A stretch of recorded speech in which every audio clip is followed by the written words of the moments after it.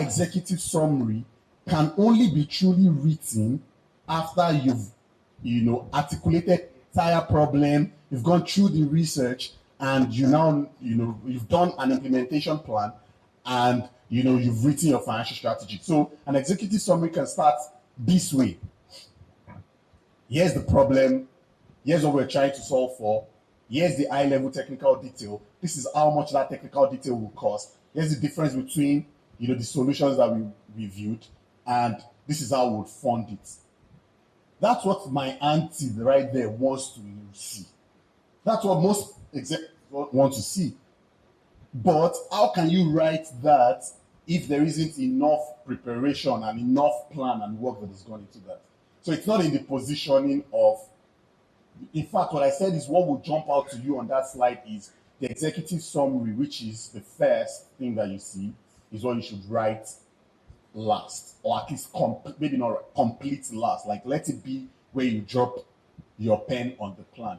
But also don't forget what I said today. The thing that I've added to this is a good business plan in any case is a living, breathing document. And so you can write it and go back to it and reiterate as you go along and learn. So you could have written a plan, and then 6 months down the line, which is part of what should be in your implementation plan. In fact, we mentioned it yesterday, that you should come back and say, oh, these are the KPIs. Are we meeting those KPIs? Are we surpassing them? If we're not meeting them, was there something we did not know before that has now been unveiled now that we've started, implementing the plan, right? So a good business plan should be living and breathing, but this is the framework and this is the architecture. So thanks for the questions. And please, if there's anything on your mind that is bugging your mind, that could not allow you sleep, let's answer the question today. Please just, ask me the question. And thankfully, this bros from Lagos Business School is here. So anything I don't know, we have people from business school that can answer it. I think there are bankers here as well. Anything I don't know, which I'm sure is a lot, the bankers here too can answer.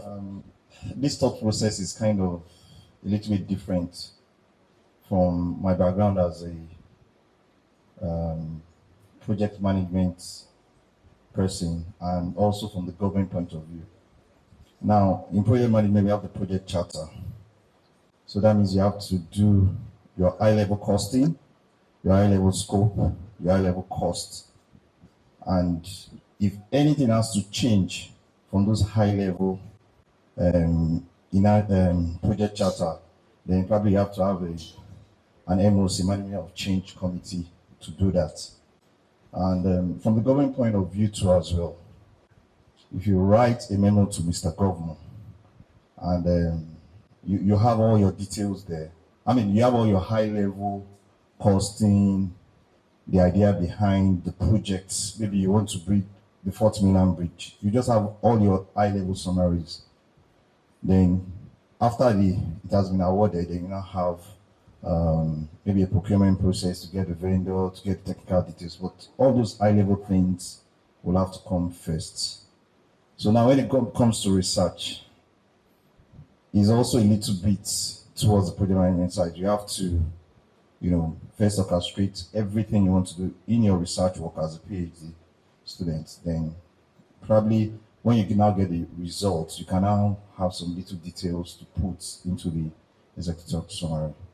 So it's kind of a different, kind of rewiring my brain now. It's interesting that we're not saying anything different. This high-level thing that you do, where do you pull it from?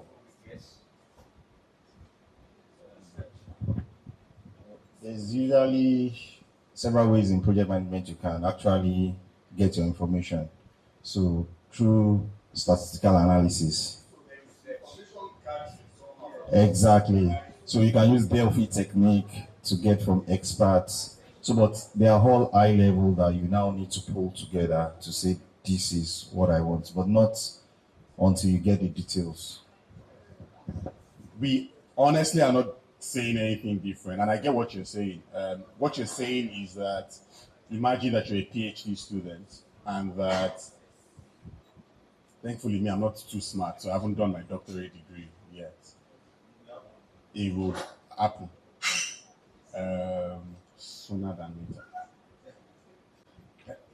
But what you're saying is that imagine that you were going to imagine that I wanted to do my PhD, for example, and that's not what we're talking about here. But let's stick with this thing that you said.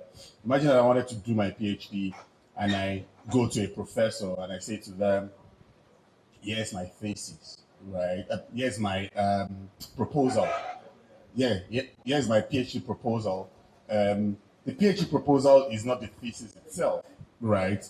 It's just a high level of what I intend to go and research about.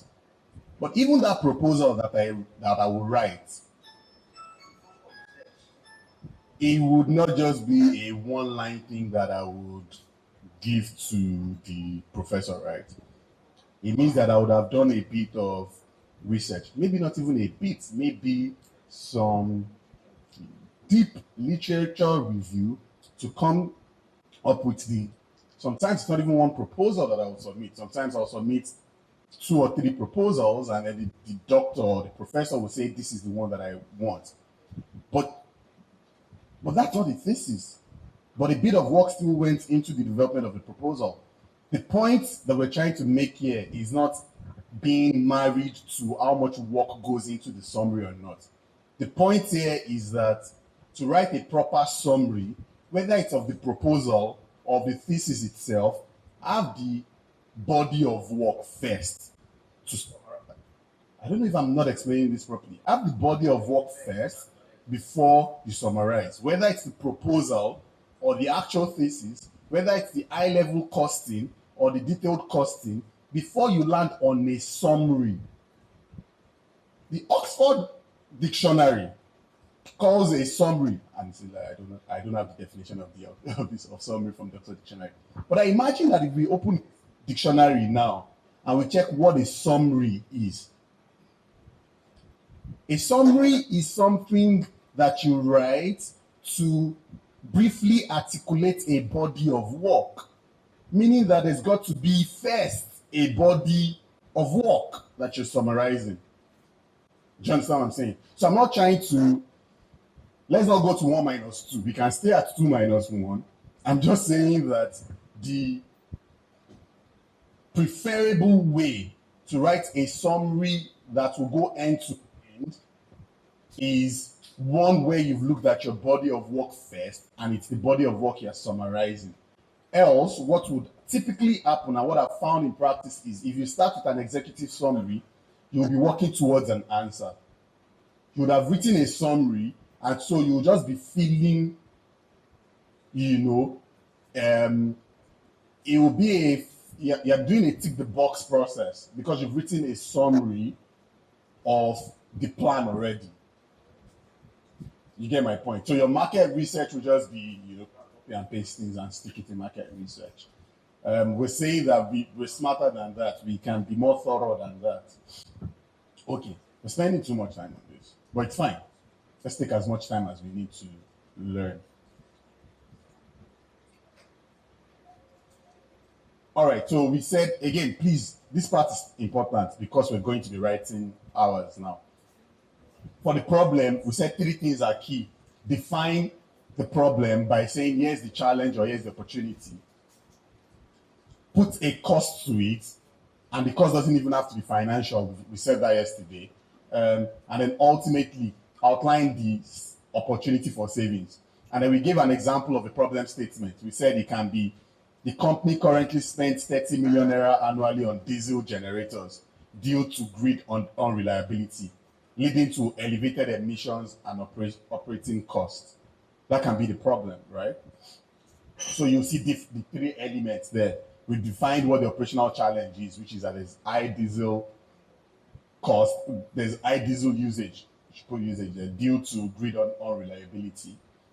This is the cost. We spend 30 million naira annually, and we know that cost will keep going up, and that there can be cost savings and emissions reduction. How? Because that problem, that's what it gives us. There's high operating cost, and there is elevated emissions.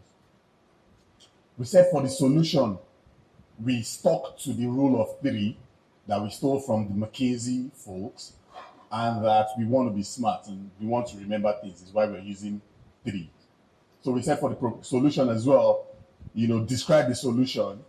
There's a waste heat recovery system. Talk about the technical approach. Guys, please, let's describe the technical approach. And what I said is, it doesn't have to be too many technical jargon within the plan itself, because the funder might not understand it, but also find balance between it being technically deep, but also sufficiently, accessible to a third party that isn't a technical expert. And then the final thing is that we said it should align with RECP principle. So you should talk about the specific RECP principle that you're trying to deal with. The market and regulatory context, we said that in this session, you want to talk about what's happening or what's obtainable in the market today. But not only what's obtainable in the market, but you also want to talk about what competitors are doing. Do a competitive analysis. Oh, our competitors, here's what they're doing. And they might not even be competitors, they might be allies as well. Here's what we've seen work in the market. Yeah, did I see you yesterday? Where you around? You wear a suit. Maybe that's why I'm looking different. Sorry for calling you. Talk about the regulation too, the regulatory context. The permits that we might need to get in the event that we deploy this solution. The regulatory hurdles that we have to cross. By the way, we spoke about, I'm sorry that I'm going back to technical context. We said that you should also think about appropriate sizing, and we gave the example of the solar solution. You want to do rooftop solar, but the surface area of your rooftop is not big enough, and then you start complaining that the solar doesn't work. Maybe that's in the implementation plan. I'll get to that. But and then finally, you want to also think about how this, if relevant, caters to your customers or what the supply chain context is. One of the examples we gave yesterday for this, even though we gave it in another context, was that imagine that the solution you have involves going up north by road all the time to get stuff, and that there might be security challenges. You also want to consider that and factor that into your plan, and that would help you know whether that's even the right solution, even though it might be cost effective from a financial perspective. It might not be cost effective from a security perspective. And that's just one of many examples of the way to think about this, right? So you want to think about the supply chain. Sometimes we say we want to do solar because, maybe you went to Kano, like our, like daddy there who sells, pencil. You want to do solar because you've seen it work in a particular geography, or you want to deploy offshore wind or onshore wind because you see it work in a particular environment, forgetting that I believe it's called the radiation intensity here, in a particular geography is different from the radiation intensity in another geography, and that's why the output, the energy output that you're getting from a particular region might be different from the energy output that you're getting from another region, right? So you want to consider all of those. The other thing you want to consider is these solar panels, how accessible are they? Do we have to go to China to bring them down? What is supply chain constraints that might be there? I think there's even a rule. I might be mixing this up now. There's a rule around bringing in panels. Maybe I've gone to too many countries and mixing up countries in my head now. And then we talk about the implementation plan. We said that, again, you'll see us use the rule of 3 again here, right? We said start by thinking about whether you want to do it in-house, or it's just better to bring someone like, actually not someone like me, because I want to make that 1.5 billion. Bring, do we have in-house capabilities to do this, or do we want to bring in an external expert? If we're going to bring in an external partner, there are critical questions that we have to ask them. Have you deployed this before? Where did you deploy it? Is it in the same geography? Would that solution that you did there, would it work here as well? Would it work for us? What are the differences between what you did there and what you're doing here now? And, how do you intend to address the differences between both of those contexts? The other thing is that, what's the site condition? do we have enough space? Yeah, this was where we spoke about the surface area. Do we have enough space? Do we need to train staff? Or do we bring in this, engineering company that would implement something for us that staff do not even know how to use? I've seen that. I promise you, you think this is a joke, but I've seen it happen. We get in an external expert, they will deploy a solution without appropriate training for in-house staff, and they will leave. And what would happen is that management would then start putting the blame on staff that this isn't working properly, when in actual fact, there's just been improper training or no training or lack of training at all. Someone is laughing like, were you in my company when this thing happened? I promise you, I've seen these things. And then we said there's implementation timeline. Like, please, it feels like I'm a broken record, but please, this part, people write great plans and I don't see an implementation plan. Please put an implementation plan in there. This is step 1, this is step 2, this is step 3, this is step 4, and these are the key milestones. But beyond that, this is who will be responsible for what.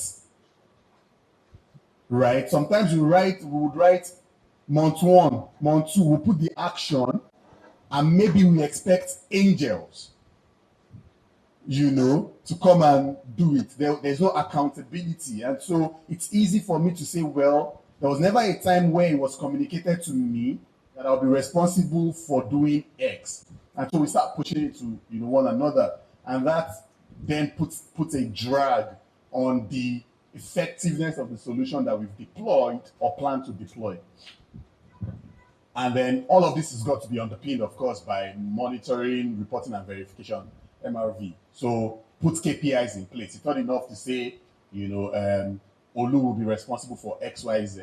It's at what time and what are we tracking towards? We said that this is where, even though all of us don't like auditors, it might be critical to bring the audit team as well on the journey with us to hold us accountable to the things that we've committed to. And that ultimately we should be committed to transparency. This part is tricky, but I promise you it's important, at least internally, for us to be transparent with ourselves internally. The bankers haven't come yet. We should be transparent to ourselves internally, at least. That this solution that we deployed, that we have said that it is 20 million naira savings it would deliver for us. Oh boy, it is just 12 million naira that it's delivering. And it's that transparency that will then drive action. Okay, it's 12 million naira. Is it that did we overestimate? Is it that we just don't know the tool well enough? Is it because it's just early days? Would we ultimately get to the 20 million? Do we need to call the external vendors again to say, we thought it would give us 20 million naira, is giving us 12. Is there something we are missing? So let's commit to transparency, at least internally, until the bankers come. All right, then we said financial strategy, that this is a strategy, not metrics. We said that we should start by saying, how do we get this money? Are we going to,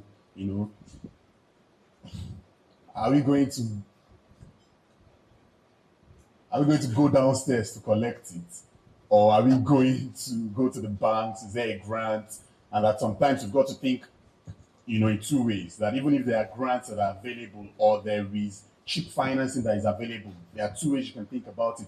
You can either think about it from the perspective of an industrial, a sector-specific opportunity where, well, this grant is available to textile companies. And so we will chase after that, knowing that the people who go and borrow money from already understand our language. When we talk about textile-related things, they can relate with us. And so that's the way we intend to go and raise the money. We said that another way is sometimes we pigeonhole ourselves towards only the sectoral funding that is available to us, when in actual fact you've got cross-industry funding sometimes that is available, and we can chase after that as well.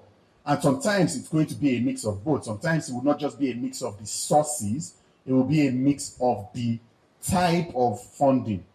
So it really doesn't mean that you want to raise 100 million naira and it should be all debt.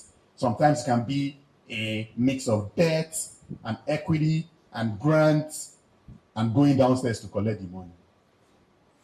And then after that, we said we would then get into financial projections.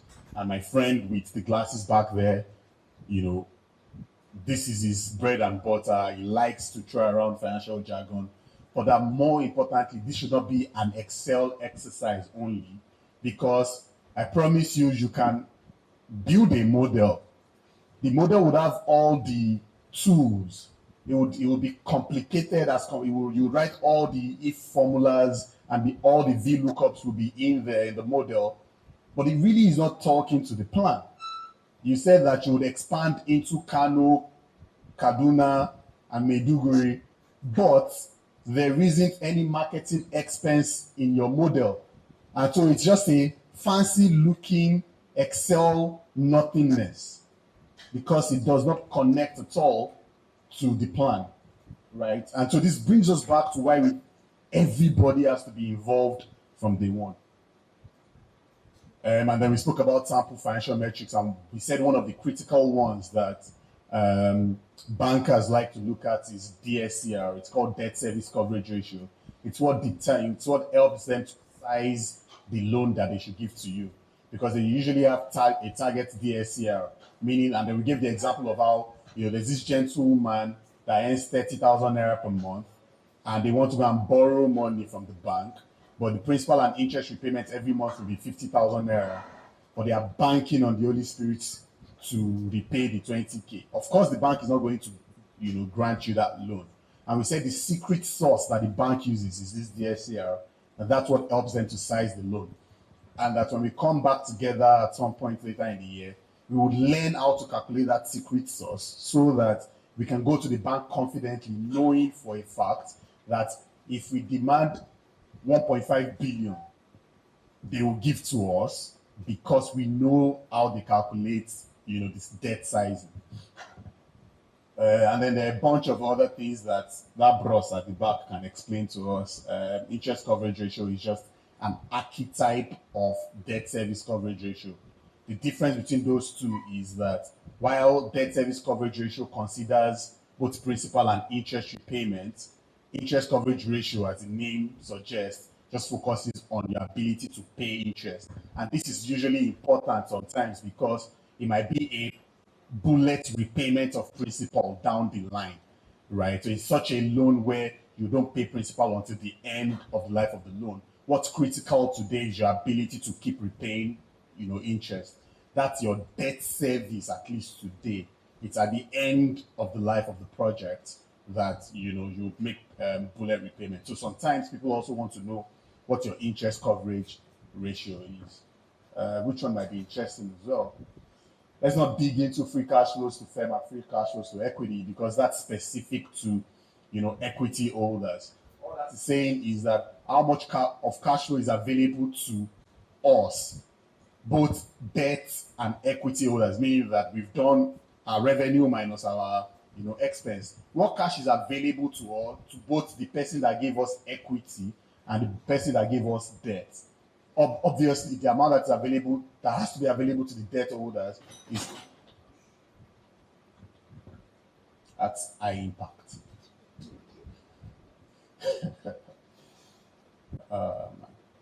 The amount that's available to, that must be available, the cash flow that must be available at the end of the year should not only be able to service the debt and, the principal and interest repayment. There are people that own the business too that must take out money from the business. And so we're saying that what FCFF and FCFC helps us to do is look at the cash flow that is available to both the entire firm, meaning debt holders and equity holders. But also sometimes equity holders just want to know how much is available to them. That's what FCFE is. But don't bug yourself about all of this today. God willing, God will keep all of us. We'll come back here again, maybe in this very room, and we will dig into all of these. Maybe that period, it's mostly the finance people that would be in the room. But I promise you, we will take it as simple as possible. If I can learn finance, and the very little finance that I know, everybody in this room can learn finance. And the example I always give is that I wanted to study pharmacy, and I became a farmer. by studying agricultural economics. If someone that is supposed to be saving lives found a way to save lives by giving people food, that's the thing I say to myself, like, hey, we are both saving lives. One person is providing food, the other person is, taking care of the sick. If I can learn finance, we can all learn finance. I promise you, once you get the hang of finance, these people are just collecting free money. It's not that deep. It's not that hard. I promise you. And I say that with my full chest. And I say this thing with my full chest to the extent that we can go into the technical angles of finance and we'll have a conversation and we'll both understand ourselves. So these people that are now smarter than me, they can't do these things. This bros is afraid that, Baba, if these people know finance, it'd be like, work no go day for me. Now, what we're going to do actually is not just, and that's what I avoid doing at trainings. I don't want you to walk away with just EBIT divided by interest expense. You'll notice that the way I explained it is to explain the why of it. So you don't even need to know what EBIT means, which by the way is earnings before interest and taxes. That's what it is, but it's not so much about that. The basics is what you need to understand because you have a finance team. But when the finance team comes to you, you should be able to ask simple questions like, do we have enough cash to cover our debts, our principal and interest repayments? Let the finance person go and worry about the technicalities, but at least you'll be able to ask those kind of questions. Do we have enough free cash flow for equity holders as well? Because if all the money that we have services debt, we go chop now. Like, what would the owners of the business have? So beyond having sufficient, profit to cover debt and principal and interest repayments, we have enough to also service ourselves. So and tools like that is what we will learn. Anyways, and then we spoke about risk. There are all sorts of risk, technical, environmental, market, and all the lines. Don't want to dwell too much on this because we're not taking time, and people really want to get into the meat of the work. And we spoke about the environmental and social impact. The bros that gave us the example from Abuja yesterday is not here yet, but he gave us an example of how the land has been acquired, everything has been done, and because we did not consult the community, the project did not move forward. That's what those finance people call sunk costs. The money, you just sink it inside the drain. Well, maybe you sell the land to someone else. All right, now to the business of the day. Are people excited about this? Before most people came in, we spoke about the possibility of dividing ourselves into 3 or 4 groups. But we said that it would be too crowded. So maybe we should stick to the model we did yesterday, which is like so that's the way to expansively think about these issues, right? Like all the things we said yesterday, they're not just theoretical, they are things that producers grapple with. And so currently, here's the issue. They currently consume a large volume of diesel for steam generation, for energy generation. But who doesn't these days, right? They use electricity for the motors. They consume a large volume of water for dyeing and the rinsing processes. And as you can imagine, they generate a significant amount of wastewater and heat, which goes unused. Recently, the company underwent a preliminary RECP audit. So maybe this company went to, as part of this project, a man in their magnanimity gave them paid for the RECP audits, like we'll be paying for some companies' RECP audits as well.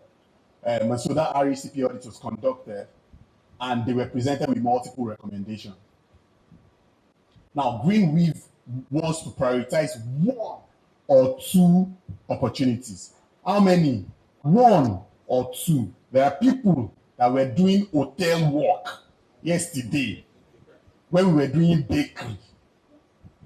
And it's not like this hotel even has a bakery where you can see they just expanded the work. They said it is plenty pipes. Yes, I'll keep talking about it. Well done. So we want you to focus on one or two RECP opportunities. Develop a business case. So they want to, prioritize one or two RECP opportunities, develop a business case and seek funding support from a green finance provider. Let's say BOI, for example. So these four are the RECP or IE opportunities that have been identified. I promise you, you can prioritize one. You can decide two goes together, and that's why you want to use two. So what we've done is to not only list out the measures, but there's an estimated, capex there, cost there, there's estimated savings, there's payback period, and there's the environmental impact. So everything we learned is there. So what do we want to do? In your assigned groups, we'll use the business plan framework that we learned to develop a business plan for GreenWeave. So in this case, we here are the consultants. GreenWeave has decided to use consultants to write their business plan. And everybody here, we work for Man Consulting Limited. So we are all consultants in the room, and we want to present to GreenWeaves management. That's the management there. To come up with a problem statement, and we will come back to debrief. Is that fine?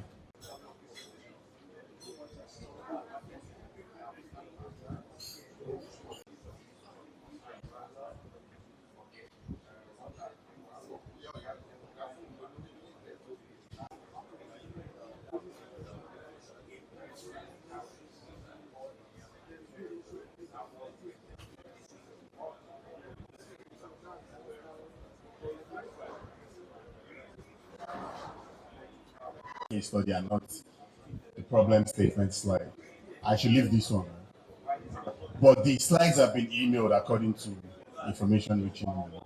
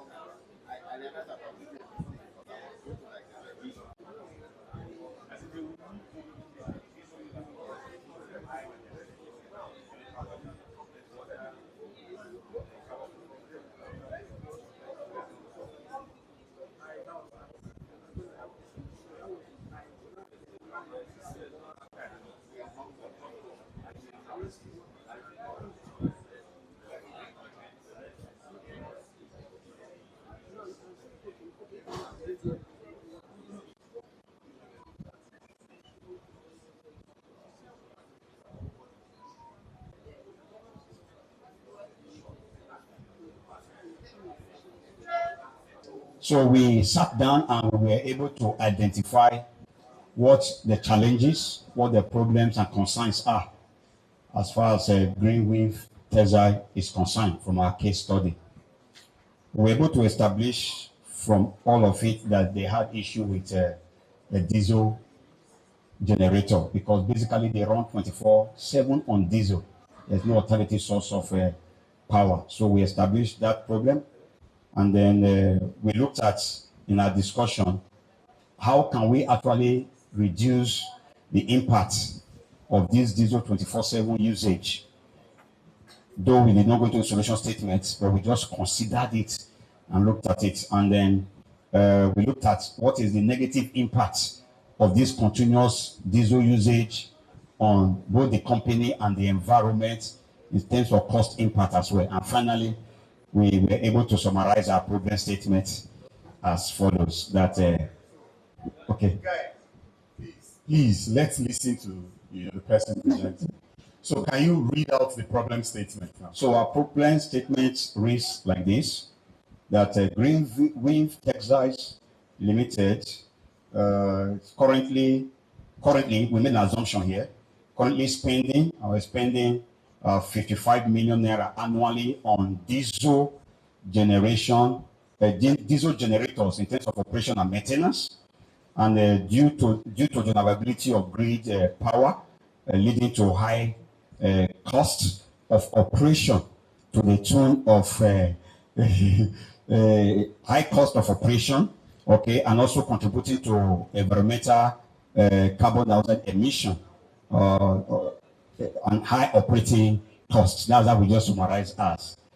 Great. So I want you to do something now. I want you to break what you've done down into the three elements on the board. So tell us what part of it, As the challenges. yeah, is a challenge, what part of it speaks to cost, and what part of it, speaks to the opportunity for savings. Yeah, for the challenge, like I said, the challenge is they are running diesel 24/7. What is your problem? The problem statement that you've crafted, I want you to group it like that. Okay, so group one, which is a challenge, is that they are running diesel 24/7.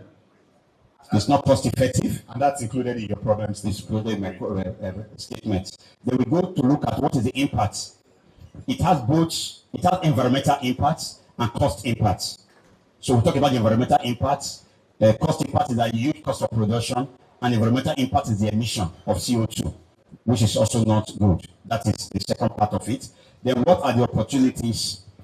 What are the opportunities on the other side of it is, we have it written down, but we didn't capture it as problems, we took as solution statements. That's great. Yeah.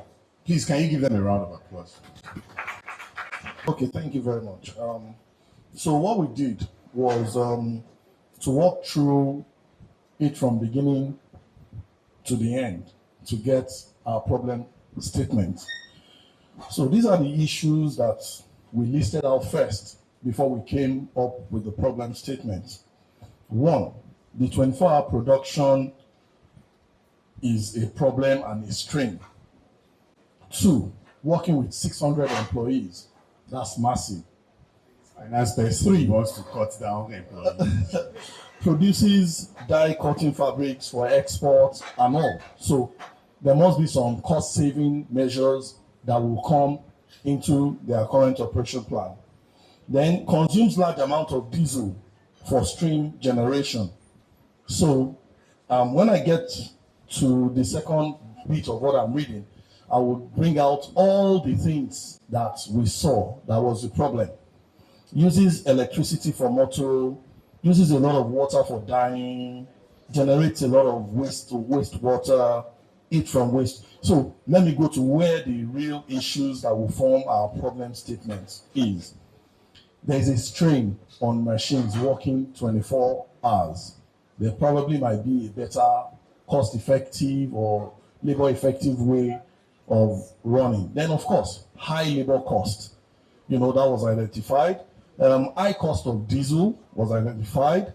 Carbon emission from the diesel and all that usage. Then water wastage, which also causes environmental pollution because of all the wastage that they pass through the drains. Then loss of steam. Then that led us to our problem statement. Our problem statement then will go thus. GreenWeaves Textiles Limited presently operates on a high cost and expense such that there is also huge carbon emission, high wastage, and high environmental pollution. All these amount to various challenges to be looked at in terms of identifying the challenge, reducing the cost, and checking what impacts the operation of the company. Thank you. Please, can we give him a round of applause?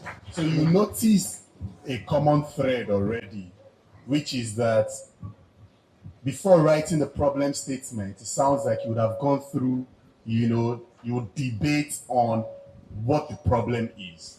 And it looks like, while one table group has focused on, diesel cost, another table is saying we have too many people. And that doesn't mean that one table is wrong and the other table is right. It goes to show you what we're talking about around what cost is, what impact is, the kind of negotiation that will be happening at the table on what we think is the most critical issue, at any given point. The case study has been crafted in a way that every single table group can write a separate problem statement. It's why you see bullet point one sort of focuses on the 24-hour production, and one table has said we think that's too much. We don't see why it should be running for 24 hours. Another table group can say we don't think that's a problem because you could have shifts. It's not like human beings are working for 24 hours. It's a machine. Another table can argue and say, well, you're using the same machines. And so even though there's no wear and tear on the human beings because of shifts, there can be wear and tear on the machines themselves. Another table can argue, no, we think that if you have proper maintenance culture in place, there's a way that you can also schedule your production across the machine. All of this to say that the way this has been crafted, you may not even focus on the second bullet point of the case study and just sit with the machine use. But let's try and take one more table and see the way that they approach the problem statement. So we've started with that side of the room. Let's see if they're actually, we'll take two tables. So one table group here, another table group here. Let's see if there's any table group that also volunteer. I think we deliberated on this case study. First of all, we realized that there is excessive use of water, and then heat is also wasted. And even though they have a lot of staff, just like we know, we did not believe that leads to high cost of labor, because we don't know how much they are paid. That might be also, having a lot of staff could also mean that the labor is very cheap. That is why they were able to gather such people. Okay, in order not to waste much of our time, let me go straight to the problem statement that we arrived at. And then we said that GreenWeaves One class, please. Please, one class. Don't worry, you'll have enough opportunity to also present for us. Don't worry. Okay, yeah. GreenWeaves Textile Limited dyeing operation wastes significant water and then heat through exhaust, leading to high cost of diesel and increased carbon emissions. These we find them as inefficiencies, and then it also raises, that is exactly what raises operational cost, because when the process is not efficient enough, cost goes up and then undermines environmental sustainability. And then we also believe that this also affects their competitiveness in the business. So to crown it all, GreenWeaves Textile Limited dyeing operation wastes significant water and heat through exhaust, leading to high cost of diesel and increased carbon emission. The inefficiency raises operational cost and undermines environmental sustainability. It also affects their competitiveness in the business. Thank you. Thank you. Please, a round of applause, please. You would notice that there's been no table group that wrote the same number of lines that I wrote on the board, on the screen when we shared the problem statement. And that goes back to what I said, that the example that I shared is very brief. When it comes down to it, you'll find that you can go and write 2 pages long of a problem statement. And you also have to find the balance between writing a long-winded problem statement versus just cutting to the chase and say, after all of these are deliberations, here's what we think the problem is, and we can articulate the problem appropriately. So I like that you're not limiting yourself to just the 3 lines or 2 sentences that we have on the board, but also be mindful of the fact that you don't want to write 3 pages long of problem statements because you want to cut right to the chase. And so, is there any table group here that wants to attempt to share what the problem statement that they came up with? So we looked at GreenWeaves Textiles Limited, all the issues and operations, the way it is being carried out. So we found out that the challenges they have is heavy diesel consumption from the steam engine, then the excessive electricity that is also used, the water that they discharge as well is also part of the problems. All the water, they're not even making use of it in any way. So which can also eventually be converted to something else or used as another resource in their processes and all that. Then we try to look at what they will be saving if they eventually find a solution to all these challenges, which amount to about 65 million. If they take proactive steps to addressing all these issues, about 65 million will be saved annually, which led us to our problem statement. We said GreenWeaves Limited uses a lot of diesel, electricity, and water to run its 24 hours operation, and but much of this energy and water ends up being wasted. Okay, this leads to high running costs, which is leading to about 65 million naira being lost annually. Environmental harm and possible problems with new governments. There'll be, because of pollutions and all that, there'll be problems with the government. So rules on pollution and energy use. Although experts have suggested ways to save money and reduce waste, the company hasn't made more changes yet. If GreenWeave doesn't act swift, it could lose to loss of money, missing out on possible fundings and all that. So invariably, sir, what we are saying is that there is need to take proactive steps at ensuring that all these issues are addressed so that the loss of that 65 million will not continue. Thank you. Thank you. Please, a round of applause.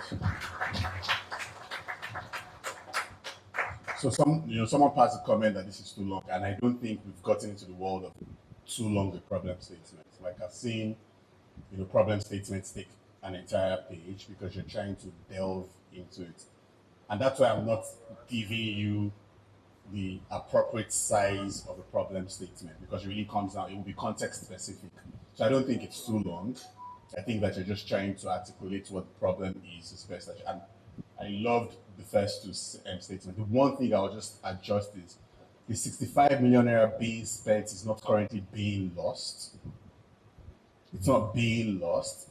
It's just there is opportunity for savings, for reduction, because the 65 million naira is currently being used for their production and they're making revenue from that. We're just saying, oh, there's wastewater being discharged, and you pointed that out appropriately. They're using diesel. Diesel is what now? 1,002? How much is that? I don't know. Yeah, per liter, right? So we're saying, well, is there a world where we would not need to spend that much, right? So we wouldn't frame it as currently being lost. It's just there's enhancement opportunity. All right. Sometimes you may not be in a place to start explaining this this problem statement because you've written you are out. No, there was something he did. He actually read it, but somehow he was trying to re-explain it from head again. You may not have the opportunity, so it must be what you must consciously take down. That was just the only thing I just wanted to comment on. See, the evidence of good facilitation is that when you are done, you leave people and they are almost going to become facilitators themselves. So you can see that people are raising their hand and want to facilitate themselves as well. That means I'm doing a good job. I'll make this about me because it's my show today. All right. But great point. Sometimes you would not have the opportunity to actually present the business plan. Sometimes what you present is a pitch deck, which is a much more summarized version of the plan. But with the banks, you actually mostly submit the plan, not the deck, right? And that's why I'm not faulting the fact that that's a long statement. No, I don't think it's too long. I think that sometimes because you would not be there to present it, you want it to be sufficiently, long, but also not too long. So find the right balance between length and detail. Okay, so the next session, this one, I'm sure that people will argue, half the time will be spent on arguing than actually identifying what the solution is. That's because we have a list of solutions. Even though we have a lot, there are a lot of problems with GreenWeave, you have to select one by force or two, right? And so that's what the next session is about. Knowing how much argument will happen and how much debate, healthy debate will happen. I want us to break now and go and take tea and drink.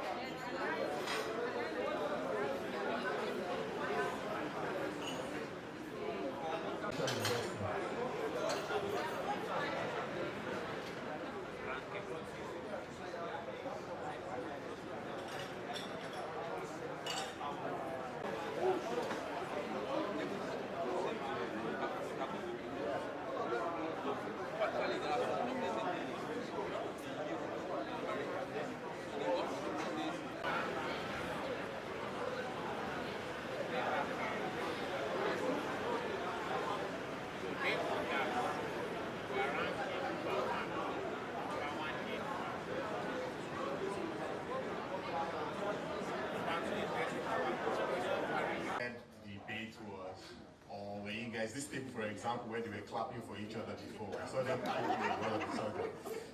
So, can you just explain? Don't tell me what your solution is. Just explain what it felt like discussing and trying to rank, all of this. Maybe we should start with the table that they like each other. Well, in looking at all the issues, we find out that one, you first find out that a problem that we've all agreed that this will give us the best solutions and all that. Once we are able to tackle this, you solve so many of the problems. But later you look at the cost savings, and before long you start changing your mind again.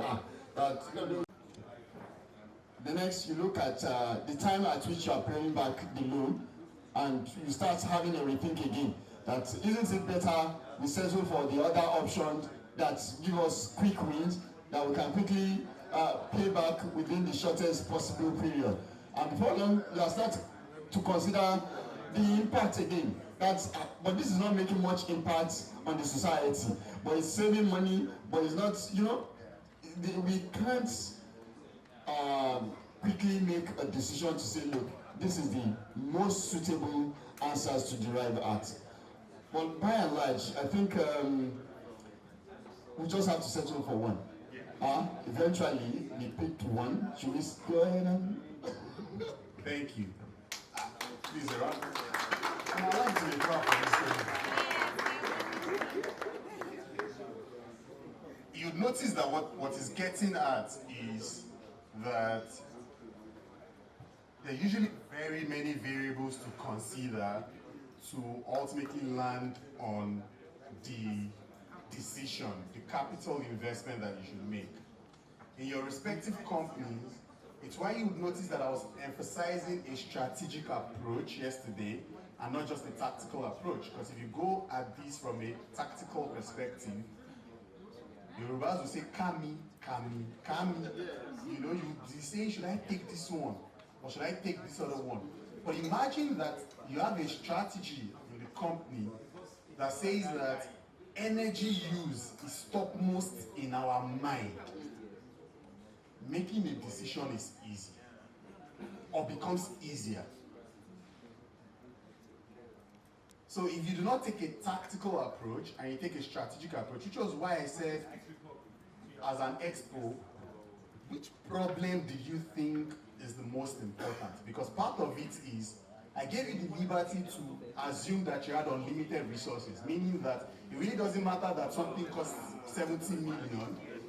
We have a pool of 500 million, or at least we have access to 500 million, and so we are not constrained by finances. Or you can make your argument that we are in fact constrained by resources, is why we've decided to go for the one that is cheap. I gave you the liberty to make those decisions.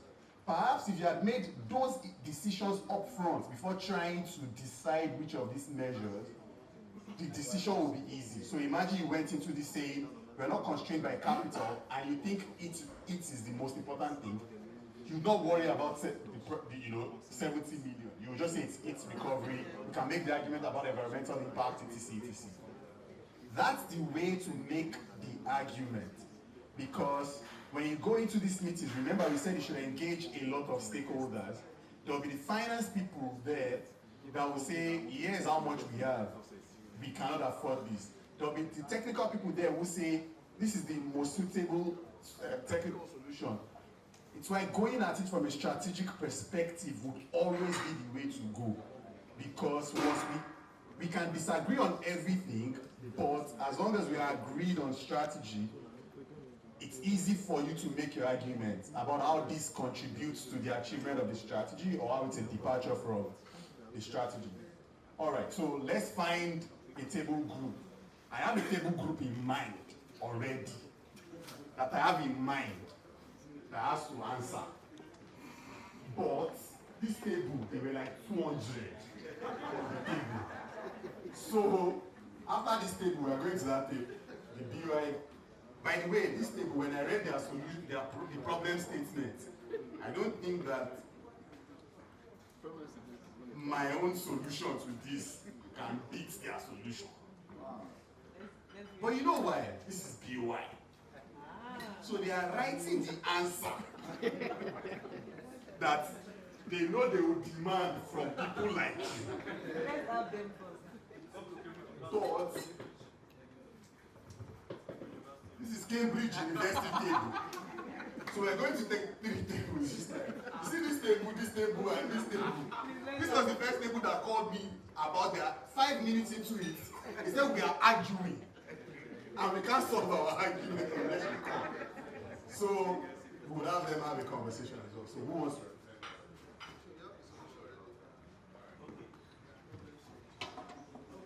Thank you very much. We had a very tough argument, and it took us all the way down to the UK. So, to look at It's a well-traveled table. to look at the environmental impacts and the level of information that is being given on that side of the table, some are giving tier 1 information on the emissions, like saying cut down diesel use by 20%. So no concrete detailed information. So then we went, like the second one was giving further information saying the megawatts savings, about 300, which is for the upgrade of the variable speed, which is giving like a tier 2 information. Then another one is now giving like more information, like a tier 3 information, telling us that it reduces 200 tons of CO2 emissions per year. So of course we had to do our search and look at the factors and everything, and realize that the reduction of the 200 tons per year CO2 is even more than the savings of 300 megawatts, because that gives us a translation of our 150 tons CO2. So that each recovery actually stood high with the cost is high, but the impact is also very high, with a payback time of 2.88 years, which is less than 3 years, least among all of them. And if we're talking about bankability of the project, I mean, the green investors will jump to that, and will not have any challenge, funding that project. Okay, so our number 1 project is heat recovery from dying units exhaust, and the second in ranking is the wastewater reuse, and the third in ranking is upgrade to variable speed motors, and the list is the solar hybrid system for lighting and admin. Thank you. So this part, our last question. Okay, we have our UK experts. So it looks like for you, what drove your decision was the environmental impact. Because from your explanation, you were constantly comparing from your explanation. You were constantly comparing, in fact, you did conversion, 300 megawatts hour per year to tons of CO2 emitted, right? And so, yeah, which was roughly 150 tons based off this fantastic conversion thing that you did, right? So it looks like for you, and that's not wrong, for you, what has driven your decision is environmental. Wait. I promise you. I promise you, I said that based on your explanation, and you had the liberty to choose anybody. There were people that were stood on this table, you did not choose them to give the explanation. You decided to give the explanation. So,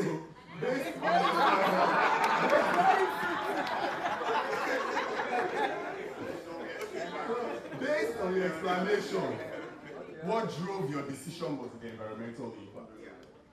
Why did you decide solar was the least important, even though energy use and electricity is important? Is an important consideration.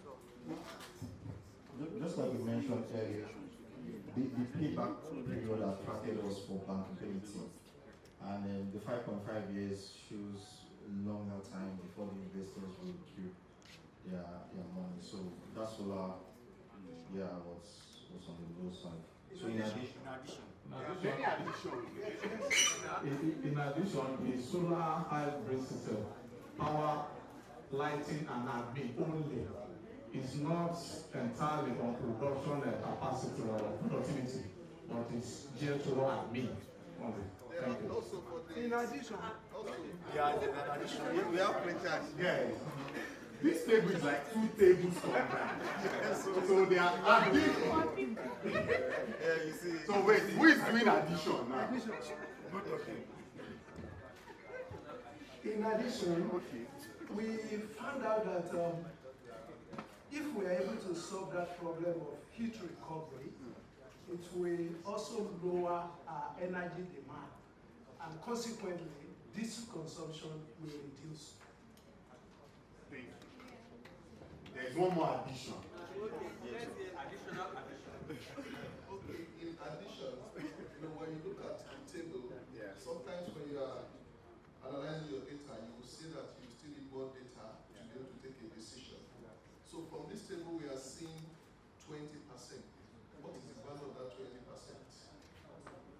That's the question. add 20%.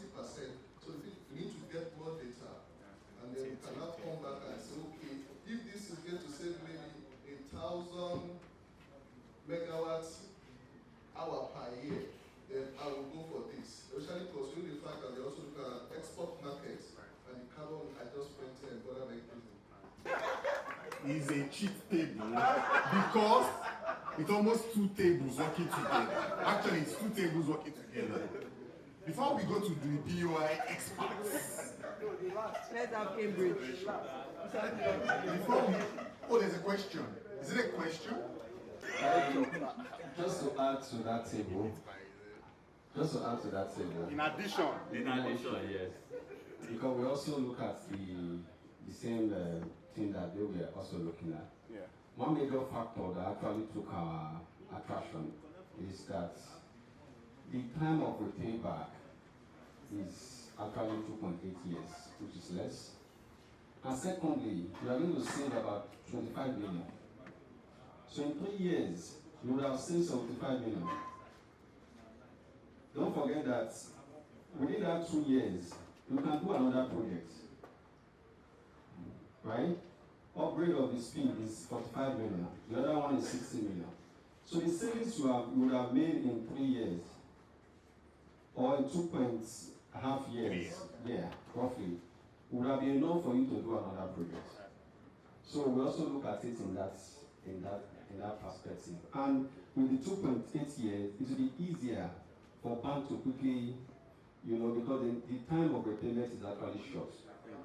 So when you are having long time of repayment, it's a bit difficult for bank to say, I want to give you this kind of money for so amount of years. But when it's less, they can quickly jump on you, and your savings can do a lot. Thank you. Judging the solution. Yeah.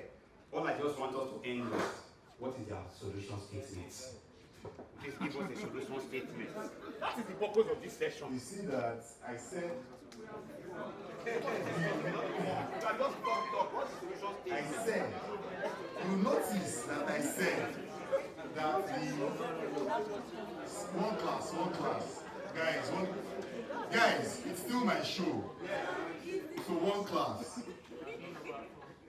guys, the evidence of a good facilitator is that when you are done, you would have created many facilitators.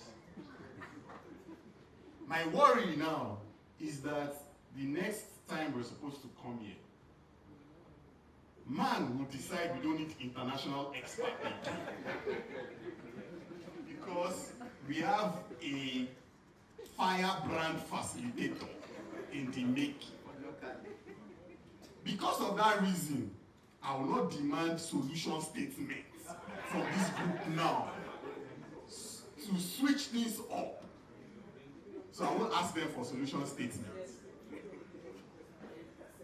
All right, let's go.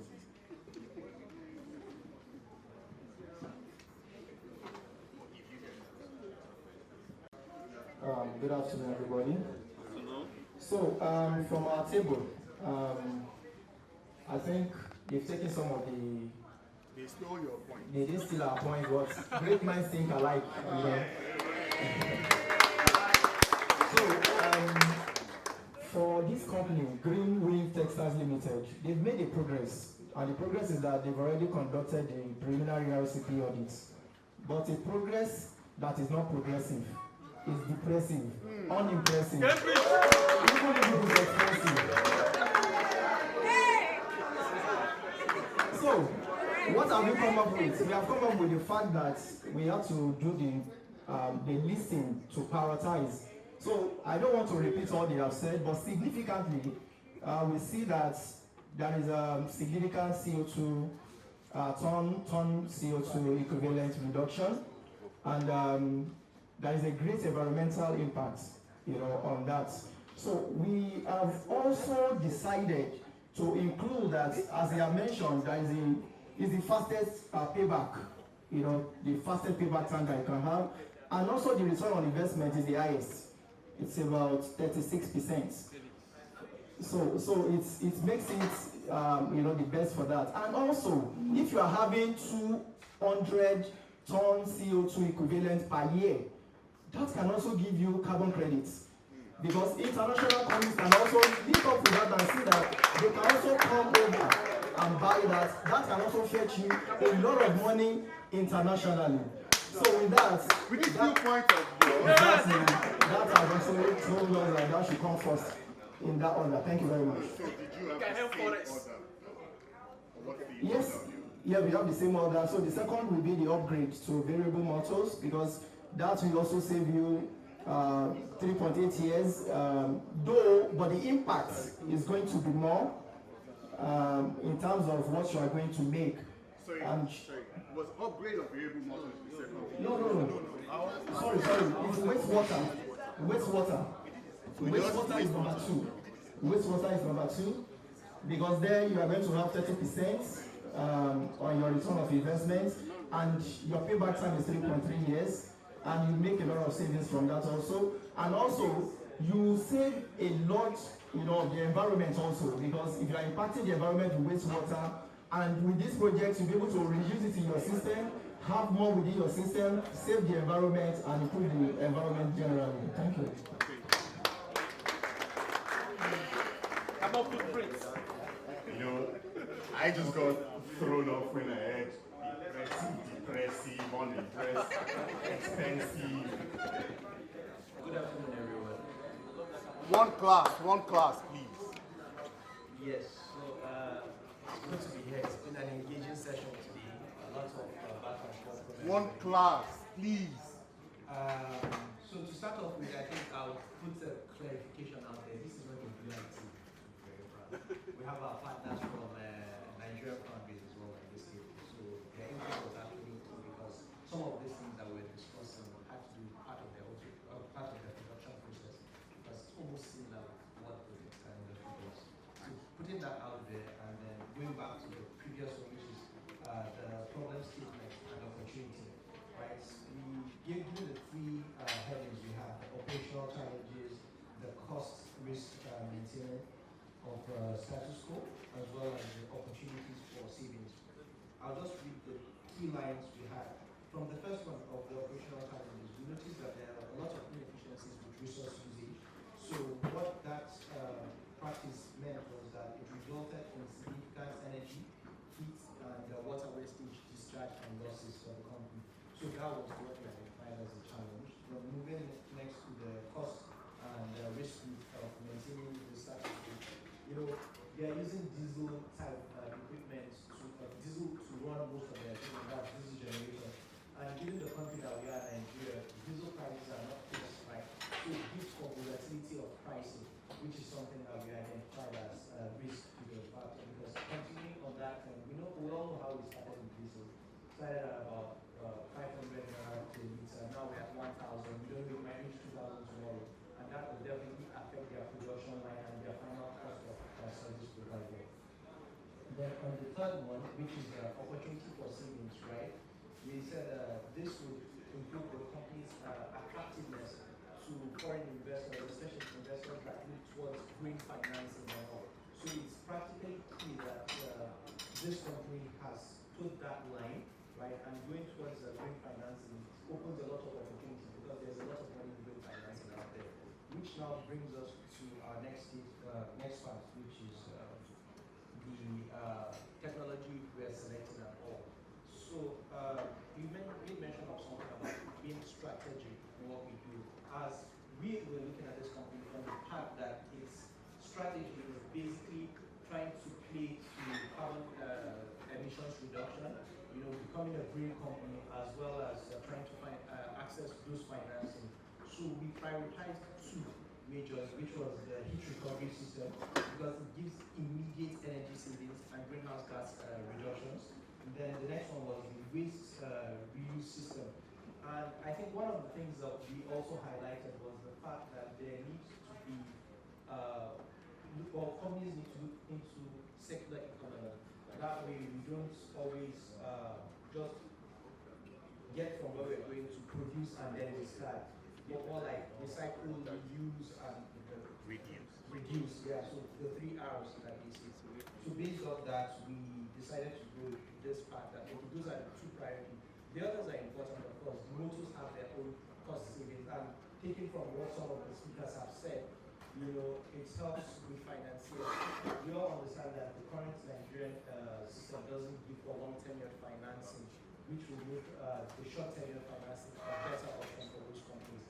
But in the event that they have long-term financing, you can go for it. The solar was the last that we had on the list because it didn't really speak to the energy efficient systems that they had. It was on the lighting and bulb system. But as a final note, right, one of the things why we also placed solar as last is from yesterday's class, we didn't know what is the cost implication of disposing the solar items. So if there's a huge cost implication to that, it also makes everything that we have here not really feasible. In closing, right, for the company to transition into a better, sustainable, environmental friendly, and attractive company, they are going with this option. Thank you. Good afternoon. I'm Gaza.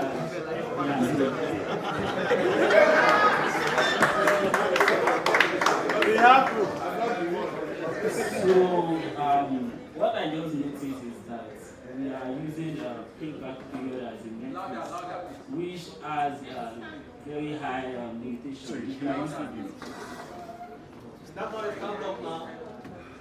Are you shy?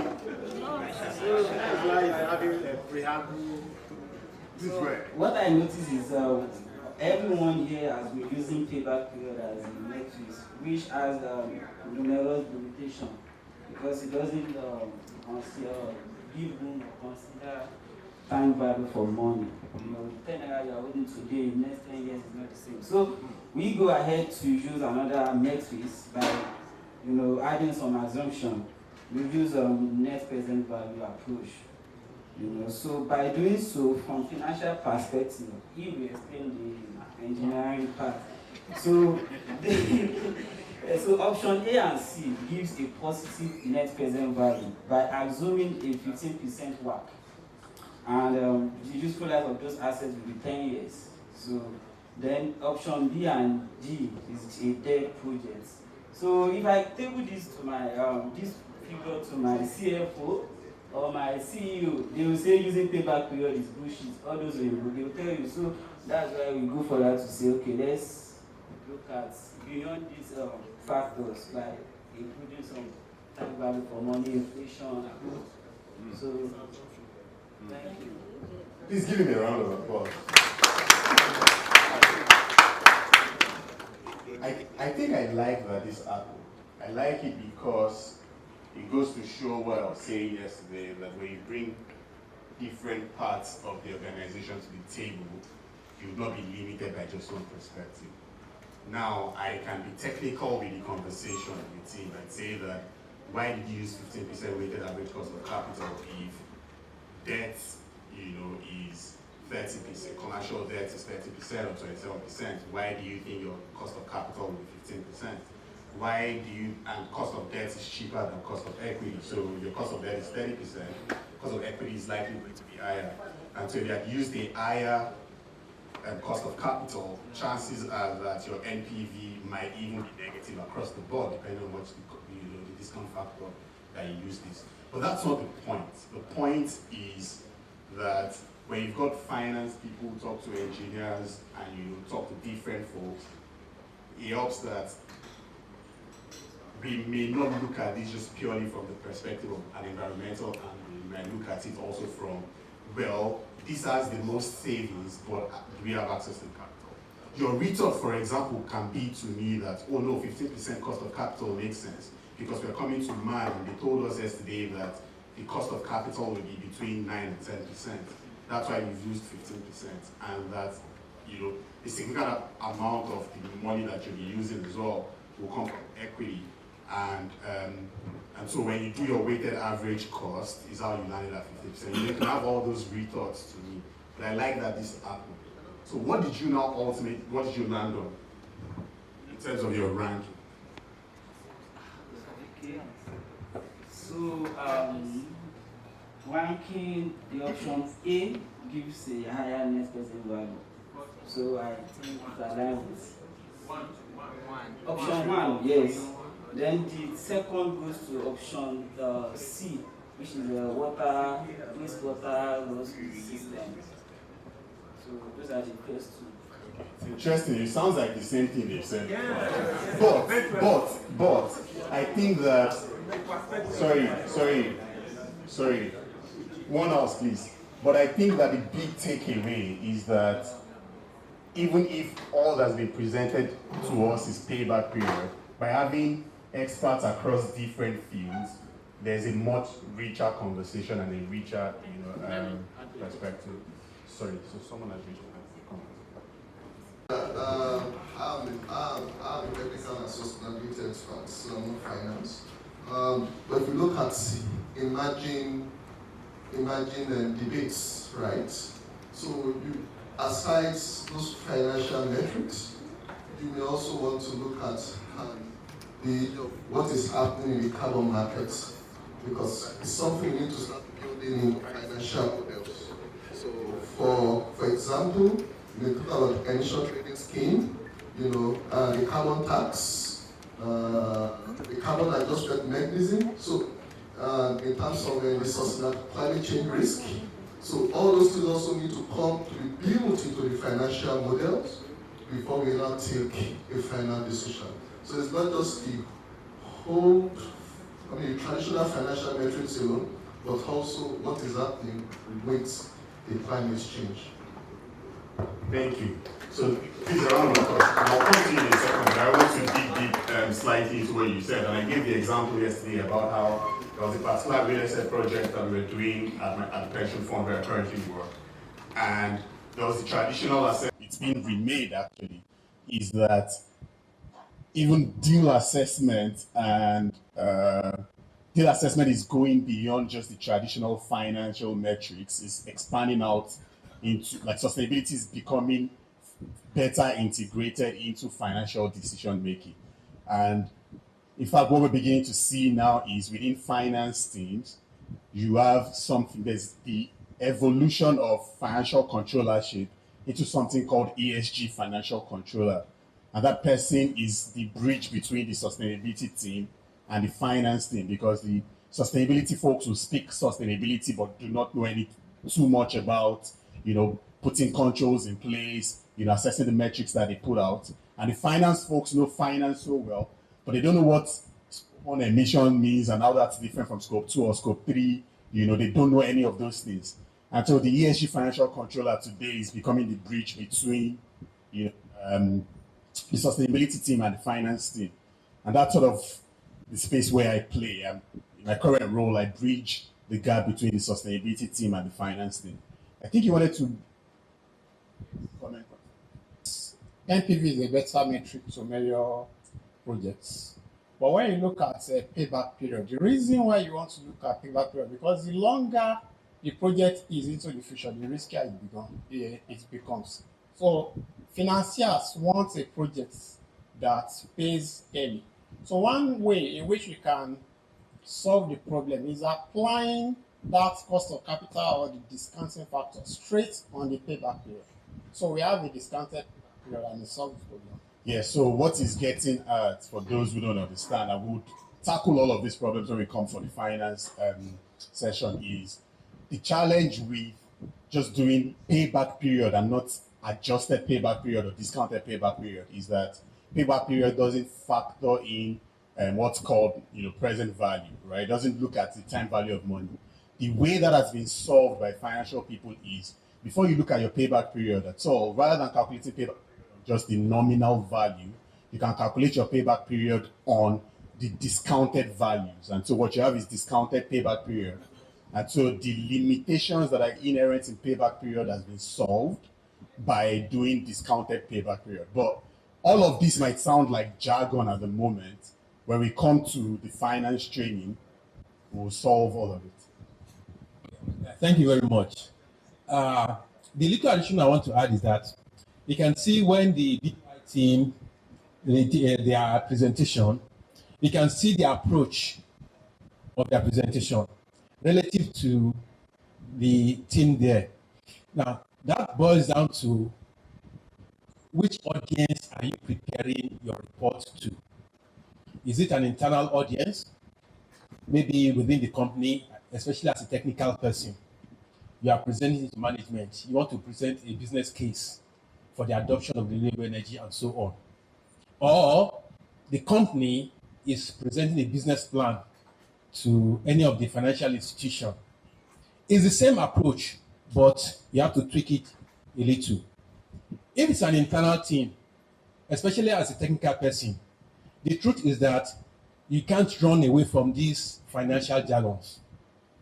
I'm a techie to the core, but I had to learn these things because I needed them. Judging by even starting from some experience I had maybe around 15 years ago, we had a workshop on project management, and we had accountants from FIRS who came in. In fact, we thought we were in the wrong place. He said, "No, this not for engineers." I said, "Yes, we are for this course, project management." So we were so inquisitive that why do you need to, attend this course on project management? They just said for two things. Number one, we want to understand the engineers and be able to tax them properly. Number two, we want to know how they think. So we then further asked the question, okay, why is it that there's always a challenge between the technical persons, especially engineering and so on, and accounting or finance? There's always this back and forth argument, challenge about not approving our projects, about scrutinizing the project unnecessarily and so on. And they said, look, this is the problem we had with you engineers. He said, engineers will say, give us 20 million. We want to execute this project. Fine. But they will never tell you how much returns they are going to bring on this 10 million. When are you going to return it? So on. So, but somebody else comes in and says, give me 10 million. I'm going to give it back to you in 4 years with 25% returns. Who do you think I will give the money to? So that made me understand that, look, different people with different things, even within internally. If you are speaking to the accountants, to the finance directors and so on, mostly they are thinking about cost saving. So whatever you are writing, you must always be pointing to cost saving. Even the stock management, profit margin. So if you are addressing both, combine both in your report. So that's why it is essential that those of us who are technical persons, especially facility management managers and so on, all these financial jargons, internal rate of return, payback, net present value, how to calculate them, you must know them, because whenever you are speaking to any of your audiences, you must know the right words to use. Then lastly, the question goes to our BOI team. Please, I just want you to share with us. Not BOI. Okay, to this team here. Now, for financial institutions, tell us, what are those things that you look out for? And we are talking in the context of Nigeria right now. I want to send a business plan to BOI, and I want my business plan to sail through. What are those metrics you look out for that will give you the confidence to say, let us approve this business plan? So I think my response would be pretty much generic. I wouldn't want to go into specifics because different sectors have different things that we look out for. And as you know, Bank of Industry, we just don't support one sector, we support almost all sectors across the spectrum, right? But it's quite interesting that as we are as a bank right now, we're also looking at how to make life easy for our customers. And I think one of the most important things, of course, we have to see your cash flow projections. We have to see details of the project. Does it speak to our mandate? Is it an expansion project? Is it a startup project? On all those things. And something happens with some companies sometimes. People request for more than they need. You know, we have to see clear definition that what you're requesting for, you truly need it. Speaking to the matrices that we look at, of course, typical financial matrices, you know, your earnings before income tax and all that, EBITDA, right? We look at your balance sheet, you know, we look at your income statement and all that, just to see the health. Okay. The reason why there is another training is that if this man answers a question now, you won't come for that one. So you will just say one more thing. One more thing. And halas. No problem, no problem. To really speak to the matrix that he's saying, and 2 days. 2 days for that, we'll get there. To get there. But some people might not be here, so for their benefit. If they don't come, they should not. They should not come now. They don't need your money. Let me market my products more now. Summary, right? We have six thematic areas that we're looking at as a bank currently. Yes. We're together now. All right, so that's on the lighter note, but 6 thematic areas that we're looking at, right? Gender, climate, sustainability, MSME development and linkages, digital innovation, infrastructure, and last but not least, youth and development. But for more information, please contact me after this. After the session. Thank you. So you see, we are giving people free adverts. Sterling was there yesterday advertising. BOI is critical to the success of this program. So BOI, you've paid for adverts. But whatever question you have, you're going to beat him after the service. During our discussion, we tried to be creative on considering realistically how banks work in Nigeria. So we looked at the opportunities identified. Of course, we realized that by the time we did our 2x2 matrix, that some were more important or more realistic than the other. But for the session here, the key thing is, what are you proposing that is bankable? So what am I trying to say? When you go to the banks in Nigeria with a solution, that's from my experience and also from somebody who's worked in the bank, you have a unique problem, you go to them. Once they cannot tie your problem to any of their products, no matter how beautiful your business plan is dead on arrival. That's number one. Now, if you drag, let me just use the term drag or insist that they need to consider you, you need to give them comfort. And most organizations in Nigeria with unique problems don't have that comfort to give to the banks to get their facilities or requests approved. So what did we do? We looked at the 4 solutions and looked at the fact that, but which ones are bankable? Which ones we look at, take to the bank, they have a product that can cover it and we can actually give them comfort. So what we did was we looked at a particular product or service that the banks offer, which is asset finance. So we considered the 4 and we realized that 2 here has got asset finance components. And we assumed that GreenWeaves Textile is in a very bad financial position. Our balance sheet is not buffered enough, so we may not even have enough collateral. What asset finance does is that it provides the comfort for the bank because it's self-collateralized and they normally have products for them. So in general, if you're going to the bank, consider 2 things. Do they have the product that can solve your problem? And also make sure that you have the comfort to give to them. That's it. Thank you. And you, from the start, decided you were going to a bank, a commercial bank. You notice that even when the BOI person spoke, what they spoke to was, here are the sectors that we cover, right? So I think it's a great point that you've made. What you've also decided to do is, let's go with what people sometimes call asset financing or project financing. And project finance is such that, and we did that 2 years ago when I came, is such that it is what you call 2 types of debt, as recourse and non-recourse debt. This is not recourse to the company, meaning that it's only based off the project that you're doing. The cash flows they have access to is tied to the cash flows generated by the project itself or the asset itself, not the entire company. So in company, the recourse they've got is to the cash flows generated from the asset. But I think the point has been made. And the point is, if you decide to go to a bank, one of the smart things to do is to check whether that bank has a product that ties directly to the project that you want to do.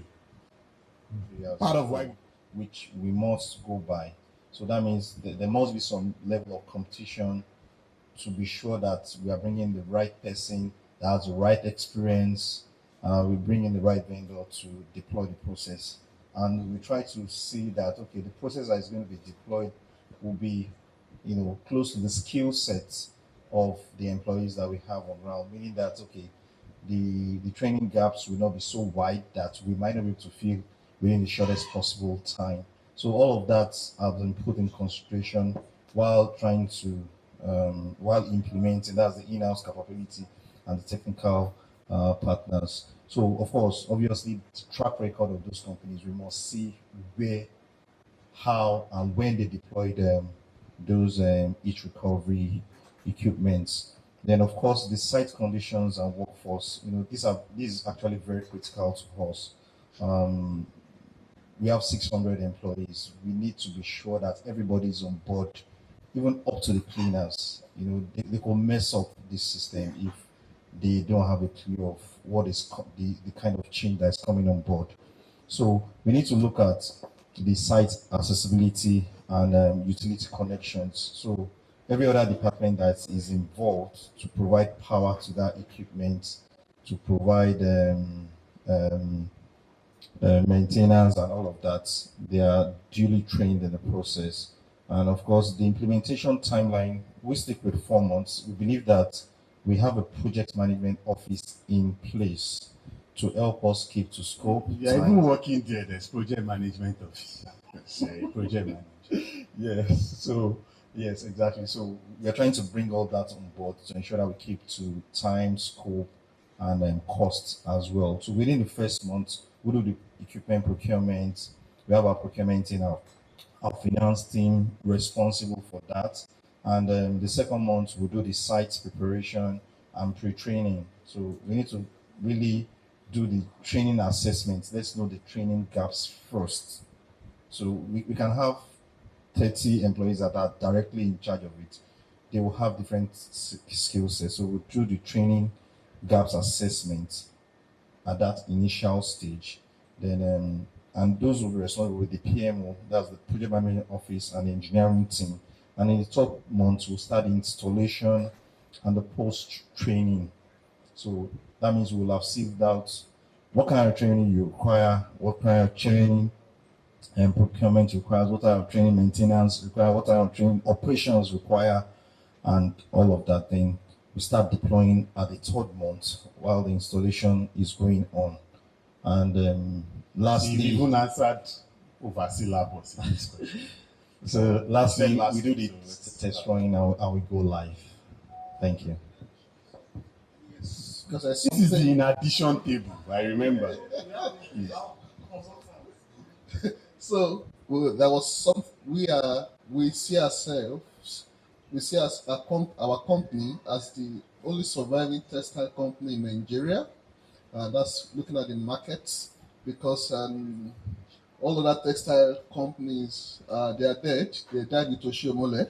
So, and for us to survive, because we've survived and to keep surviving, and to keep away competition from Japan, from China, from India, this is a good way, to preserve our margin and remain competitive in the market. Therefore, we need to go for it. And then 2, there's a compliance aspect also. With the Climate Change Act, during this project also, we see the reason to appoint, a sustainability analyst in order to help us also measure and track this emission to see that, at least we are being proactive while pending the guidelines to be released by the Climate Change Council.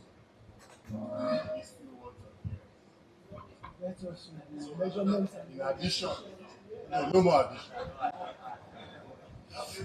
By the way, let's chat about the Climate Change Act after this session. It's such an interesting. Is over a year. Yours was what? 8 months. Why was it that long? In just one sentence. It was long to give time for the design and acquisition of the machines. Thank you. Thank you.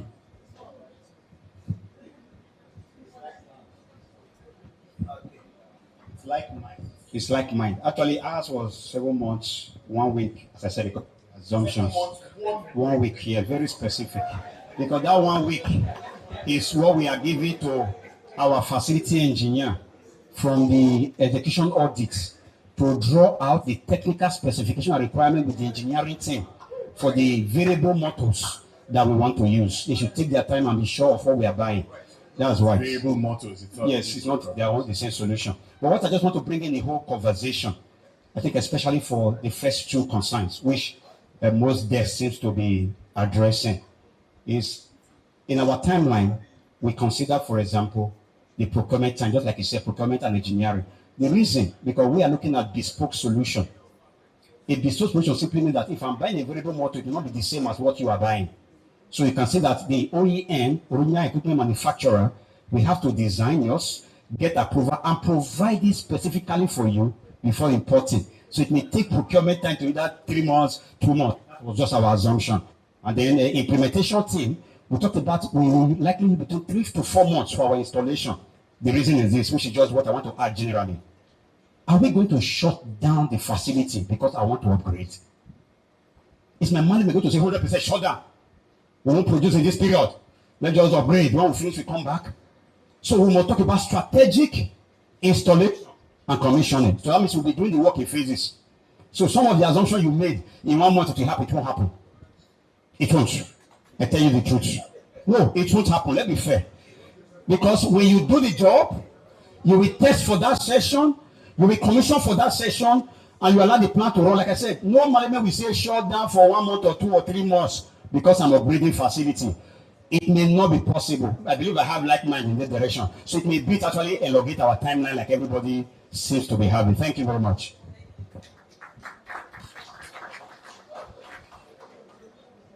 It's such a great point, actually. Don't forget that this is a 24-hour production.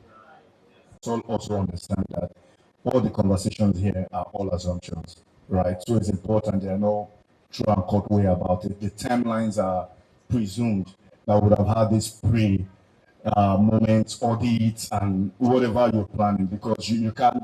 This time you are talking about delivering a document to the management. It means we've done all the groundwork, the audits we need to do, all those things have been played in. So I just wanted to point that out.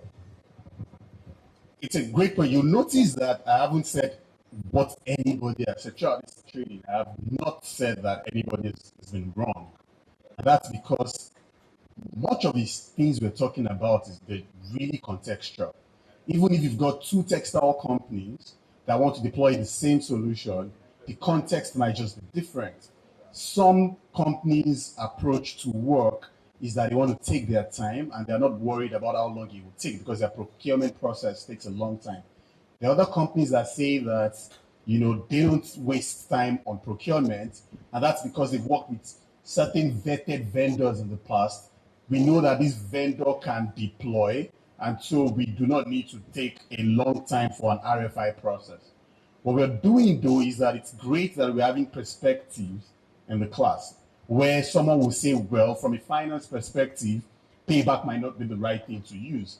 From a bespoke perspective, you need the OEM to design and do all of that, and it might take time.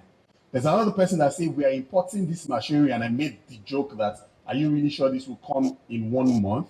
Because you would also clear. And clearing in Nigeria. All that has been said so far, I think it will be a good thing, though it's not the best practice, but I believe we're at a point in time where we need to do things that work for us as a country. And what I'm about to say, it's more of something we should have at the back of our minds. Ideal situations will give us opportunity for 9 months, 12 months project timeline for period implementation time. But I think it is always good to have a 1 or 2 months additional for contingencies. Reason being that your financing, as we said, might not come on time. The bank might take longer. They might want to verify 1 or 2 things. Production might take some time. Shipping might take some time. Clearance might take some time. Then the Nigerian factor. In fact, there are projects that we've seen that at the end of the day, the people came, they took measurements and everything, but when they were about to install those items, the site was not really ready. the factory ground was not having enough concrete to support the weight of the material, which now extended the implementation timeline. And of course, as our other senior second lecturer has said, right, it is always good for us to have projects done in phases. A lot of companies want to do a lot of things at the same time, but when you phase it out, it also gives you opportunity to have experience, right? So that you don't spend a lot of money doing something and then at the end of the day you spend too much and it doesn't work. But as you're doing it in phases, you learn from it and make it better. Thank you. Stable, now you stole the idea of clapping for your team member. You started clapping. But please, let's give him a round of applause. Than to say that we'll be done with this within 3 months, and then it reflects poorly on the project planning team when that such a project then takes 6 months or longer. So the point around incorporating buffers within our project timeline is in project, of course, to manage things to get done now. All right, so let's go to the final section. I see someone shaking their head, let's get to it. All right, so for this, we'll be talking about funding strategy and risk and mitigation strategy. And this is the final section. I have spotted someone again that hasn't spoken at all for the past 2 days, and that person is going to talk today before we go. I want to hear them talk. Well, I spotted 2 people actually. And so what we'll be doing in this session is, I'll use that table as an example, table where my professor friend is. For them, they've decided that they're going to a commercial bank, and so that's their funding strategy. And that then would, help them determine, okay, yeah, we're going to a bank, and so we're going to do asset financing. And after that, they would then talk about risk and mitigation strategy. So for example, one financial risk might be because they want to do asset financing, it might take longer, it might take shorter, so those are the kind of things that you should build in as well and bake into your risk and mitigation strategy. So both funding strategy and, risk and mitigation strategy, we'll do that now. We'll take, let's be done by 2:15, and we'll debrief, after which it's been great seeing your faces. It's been great hearing you speak, but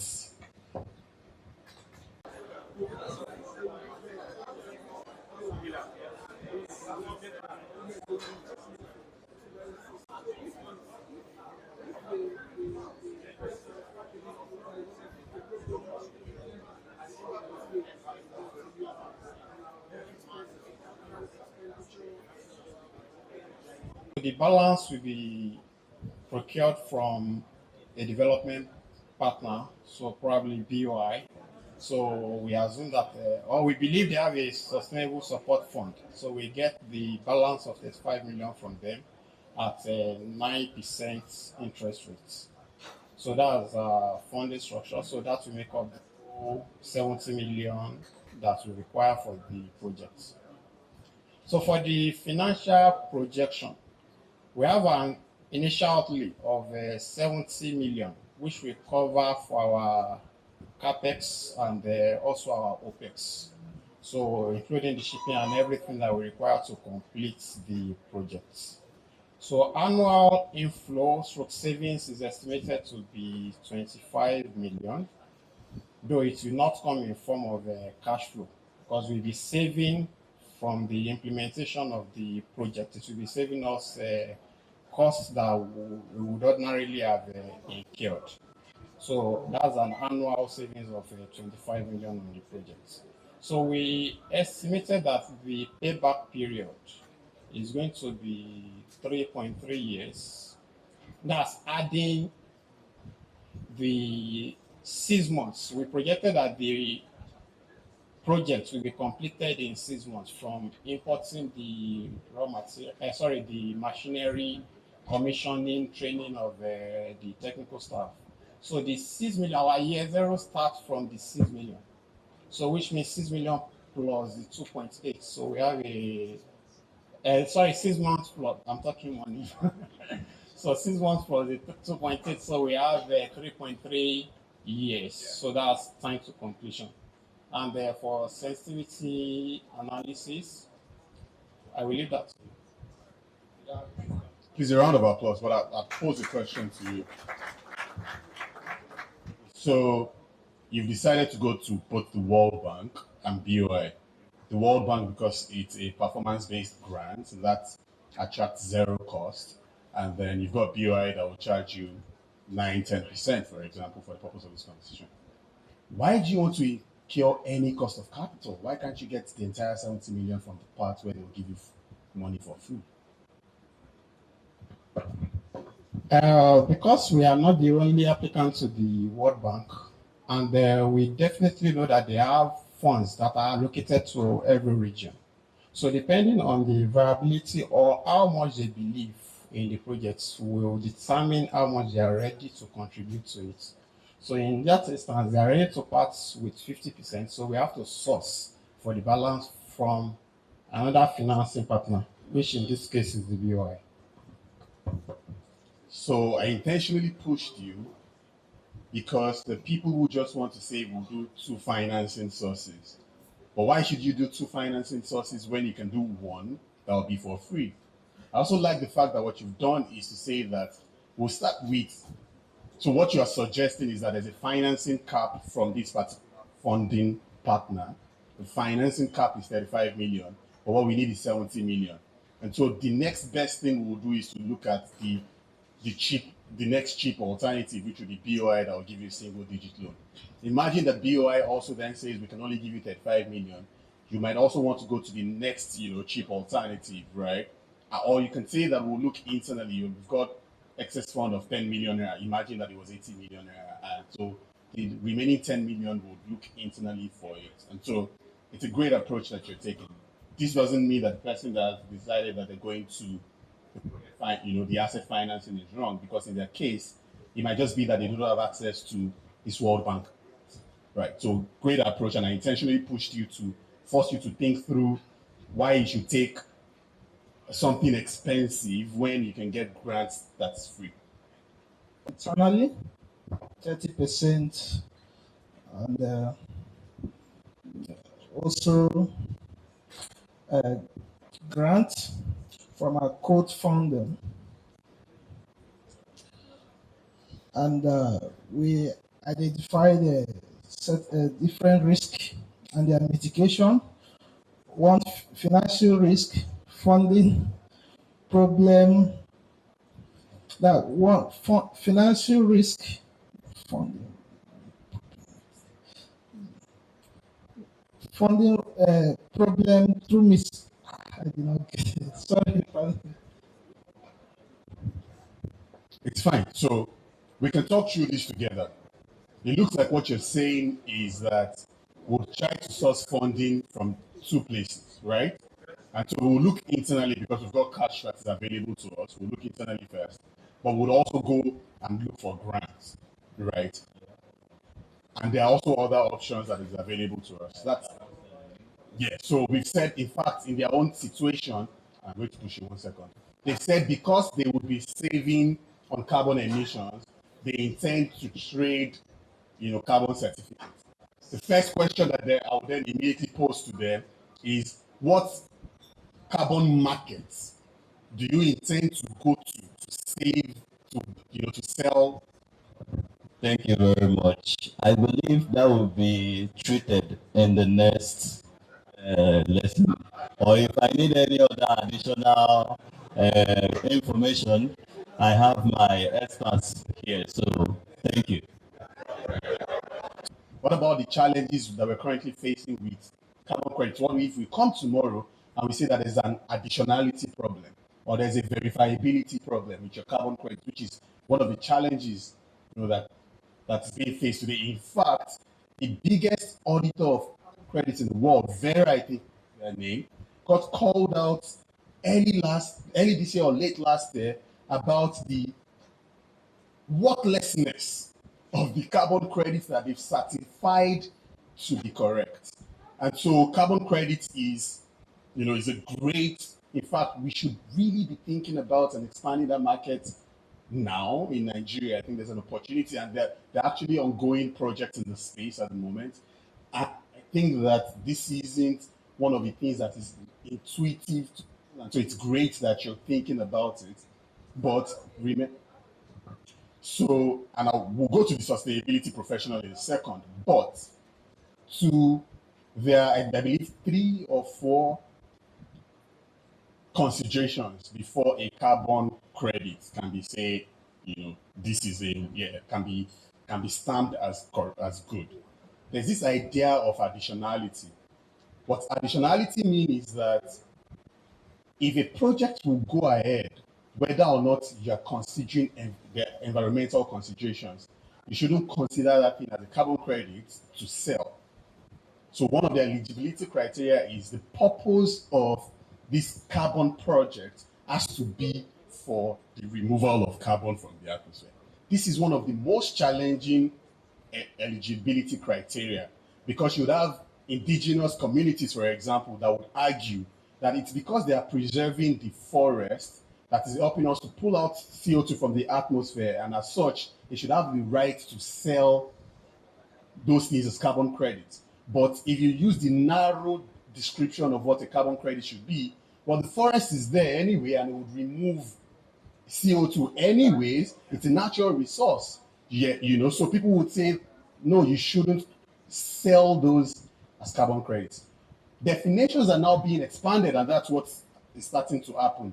That we would, expand the definition of these things, and we'll either expand the definition of carbon credit beyond the additionality test, or we'll not call it that. We'll just call it another carbon asset, right? So that narrow description of carbon credits, even though it doesn't fit into it, at least these indigenous communities that are protecting and tending to that natural resource can at least get something from it. So that's one of the eligibility criteria. But there's my sustainability professor that is sitting there, and he is able to expand a lot more. The issue of carbon credit has been, let me say, it's a buzzword that people throw around without understanding the fundamentals around it. And like you have clearly said, there is not yet a universally accepted standard in terms of carbon credits, and there are various arguments that have been put forward with respect to this. I'll just talk about 2. I would say the first one, carbon avoidance cannot be sold as carbon credits because you are still generating emission. You are not at a stage of net zero. So if you cut down your carbon, why should you not sell it as carbon credit when you are still generating emission? That is the first question. Another thing that has come up in that debate also is the issue of permanence. For example,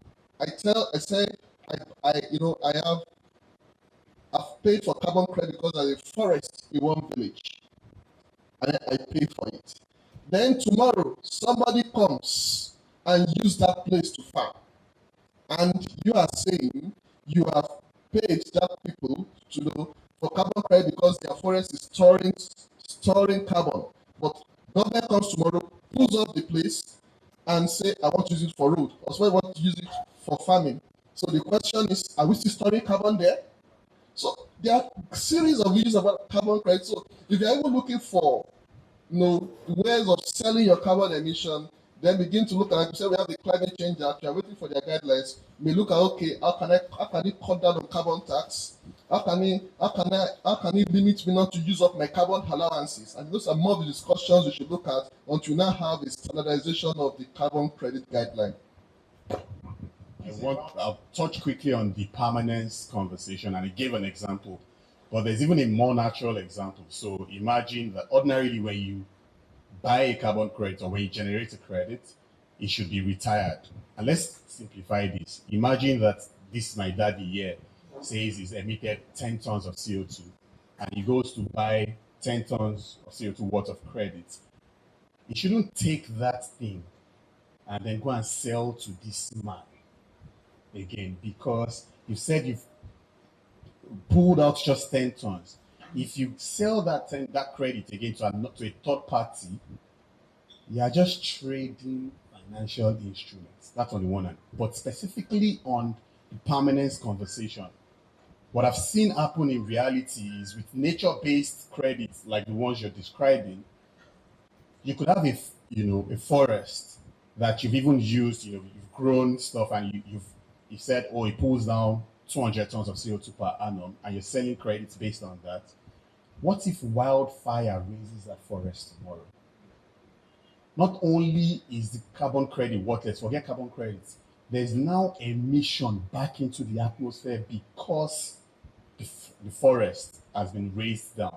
So there are people who argue against nature-based solutions because of and this is the interesting thing, let's not get into it. There's a link between biodiversity and climate in that, well, if the more climate change happens, the more the potential there'll be more wildfires, and the more nature-based solutions become worthless as a solution to climate change.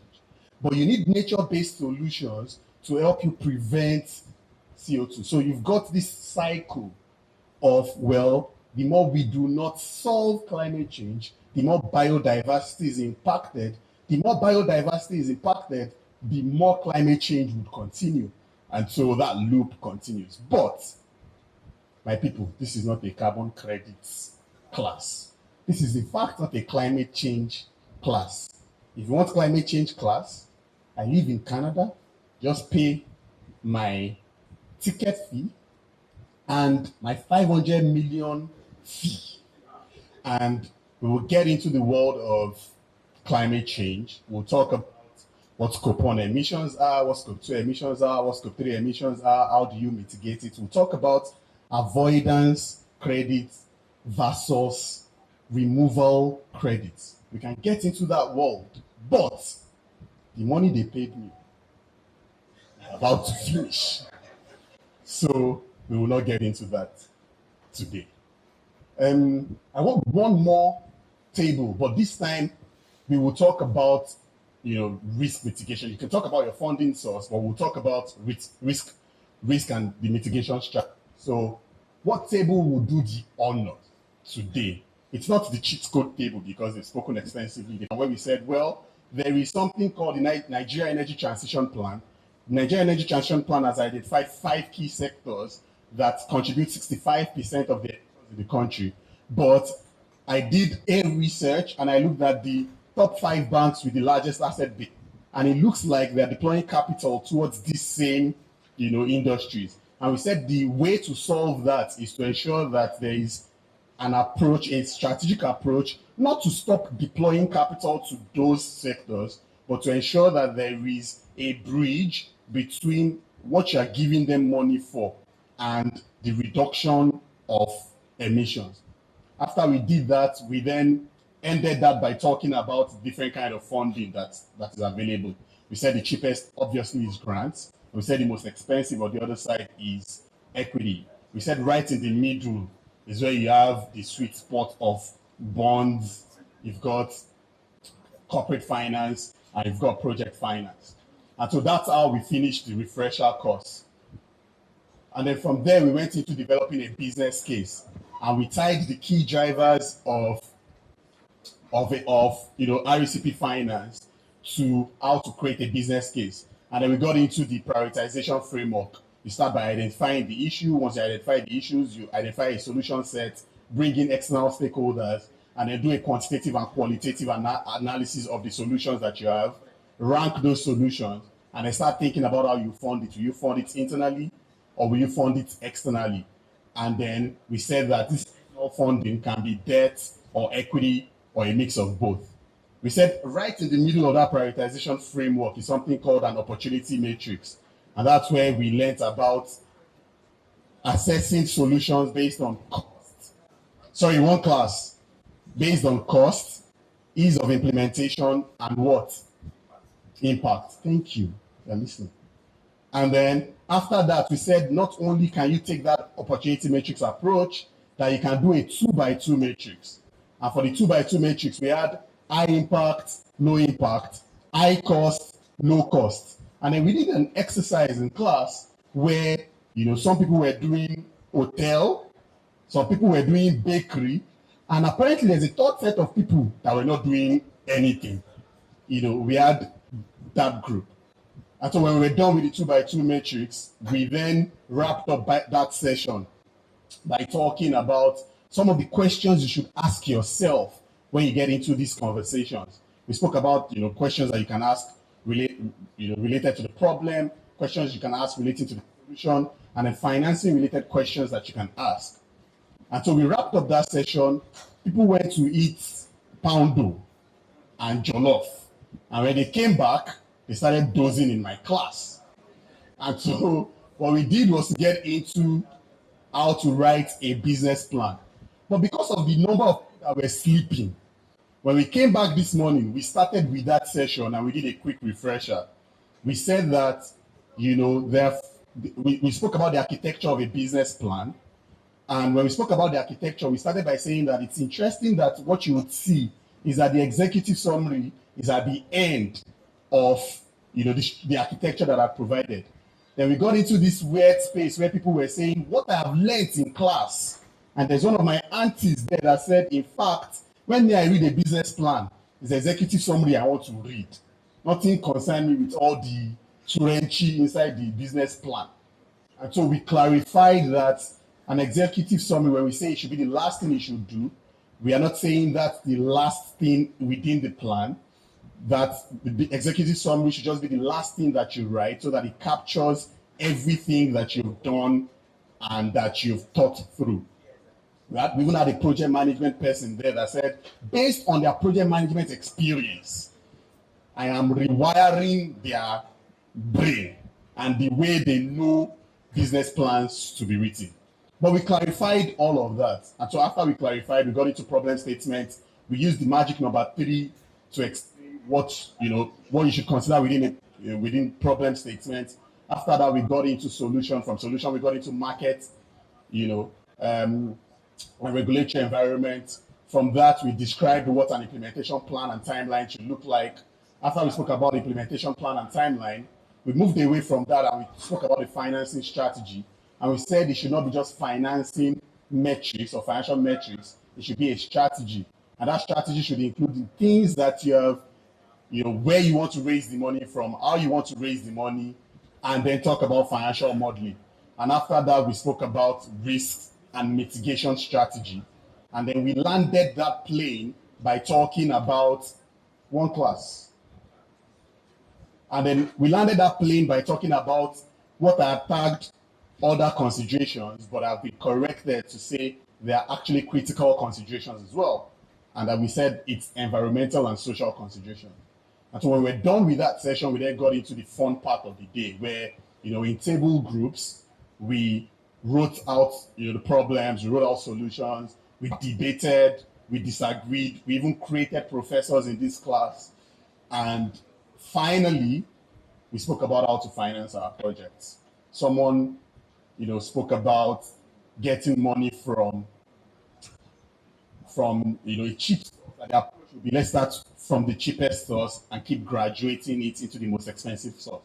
Some other group was even more creative, and they said to us, well, we can even, because now we have started avoiding emissions or reducing emissions, as the case may be, we can sell credits now. And that's another source of, even though we wouldn't call it revenue, we might call it other income within our financial statements. And with these very many or few words of mine, I hope I've been able to convince and not to confuse you that not only are there enhancement opportunities in writing in RECP and IE and in developing a plan, that the one thing you should never forget, even if you did not take anything away from this, and I said it yesterday, is that you should find a way to balance value versus values. Not because values are not important, but if you are going outside to raise money, you've got to show value. Thank you.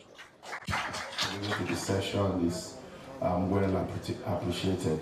But I'm not surprised because for the majority of us, this is not new to us. And we have been part and parcel of the project right from the onset. So my assignment for the next few minutes is just to share some information with you. Then we'll call it a day. You have your lunch. Then you can say bye-bye to us. The first information is just to reiterate that the interest rate for the project, for the funding component, which is domicile, managed by Bank of Industry, is still single-digit interest rate. The second one is to inform us, although I don't know whether this is good news for some people or bad news, but all the same, it's good for all of us to have the information. The next one is the cleaner production assessment that we'll be having.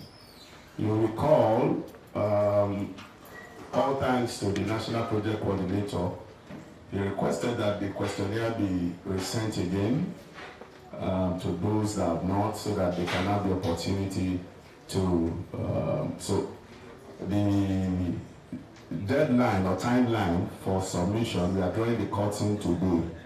So if you've not completed the questionnaire you received yesterday, or you've not submitted the completed version to us, as at the end of this workshop, we want to assume you are not interested. I know one or two persons that spoke to me yesterday will be wondering, but we discussed. For you, I will say there's an exception for you, because we took note of the issues you raised with us at bilateral level yesterday, like my brother on that end. We've taken that into consideration. I will see what we'll do around it.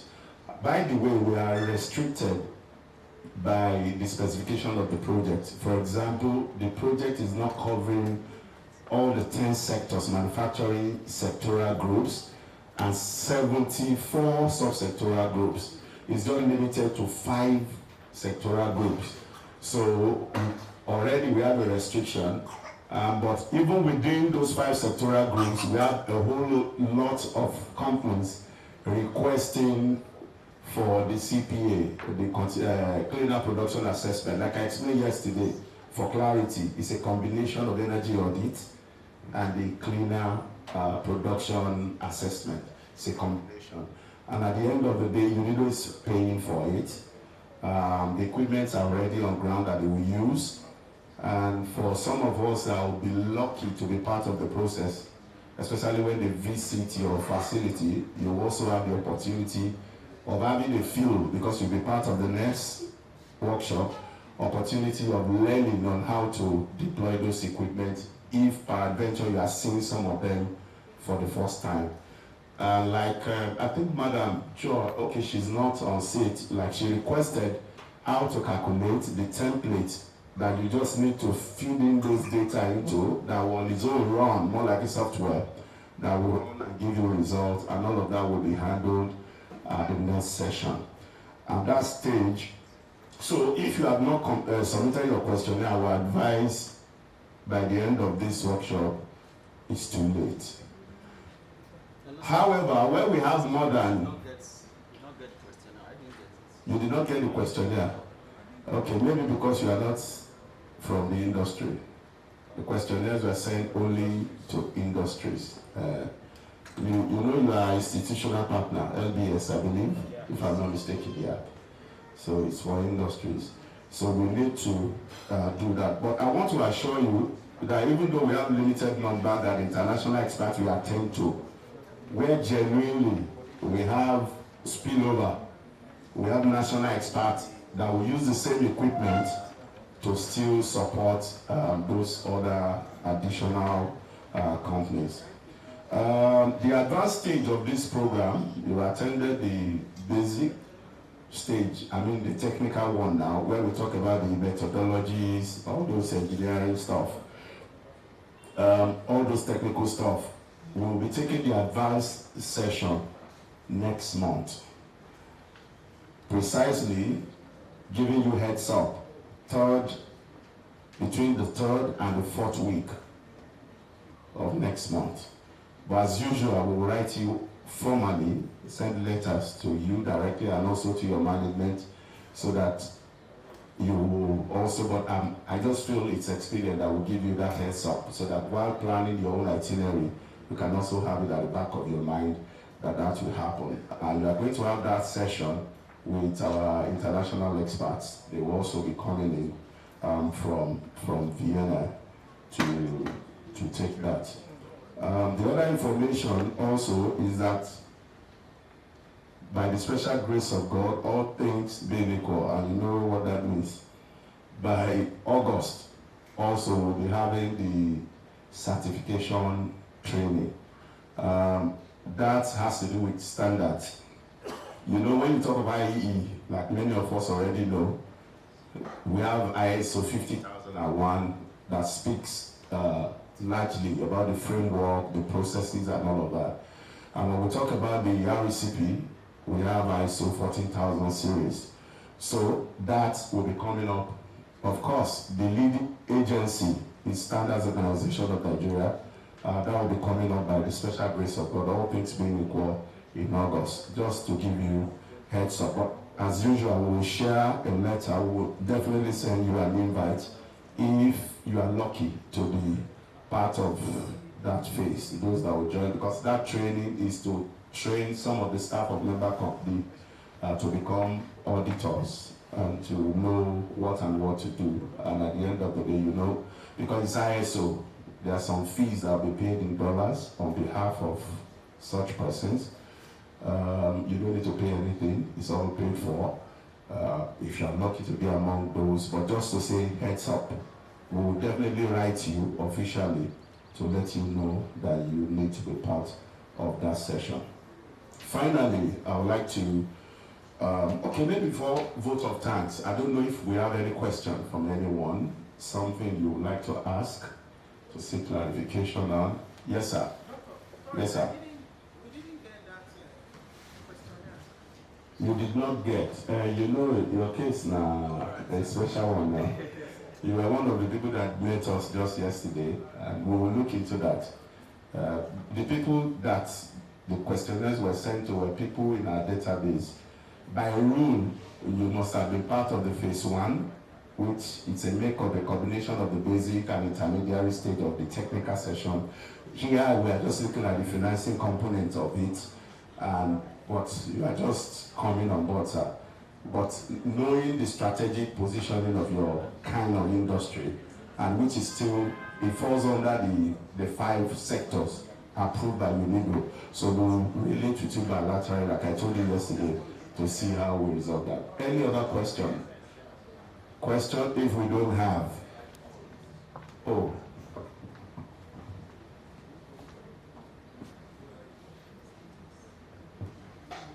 Okay. I've just received information from our INEC chairman, even though we didn't conduct, or chairperson, we didn't conduct any election, that some of us did not fill our email addresses correctly. Usually what we do, for those that have been part of it, we will have just put it on the screen, we'll go through it, but I don't think we have such time because we really want you to leave after the launch. So what I would advise is, madam, is there a way you can identify the names? Maybe yes, so that I will just announce the affected names. They will come to meet you after to clarify that. Because imagine you writing your email and you are to receive email from us and it's not correct. I wonder what will happen. Which one? Hold on. Who is Olatuji Adio? Olatuji Adio, you didn't fill any email. Is it that your organization or you don't have email? So Sia, I beg you in the name of God. Eniola Felix, you too, sir. Thank you. Mohammed Umar, Bank of Industry. Now, wow, you be our strategic partner. What did happen? You know, or you feel you have given enough. Please help us to complete the process. Informa Madu, that must be not Z. You didn't complete. So you need to put your company name, email, and all of that. Who again? RDB. Ifeanyi. RDB Ifeanyi. You also need to see her after the. Then Adebisi Damilola. Adebisi, you need to see her too. Who again? Okay. Akin Conley. Okay, Akin Conley. You see what I'm saying? The person is gone. I don't know what will happen next. Eze Chika. That's another one now. Ogunyemi Bukola. You are here, sir. Fantastic. So you see her. Because we don't have detail. Who is Ademola Orimolade? Ademola Orim. You need to see her. Sir, who again? Which one again? Okay, that's the one.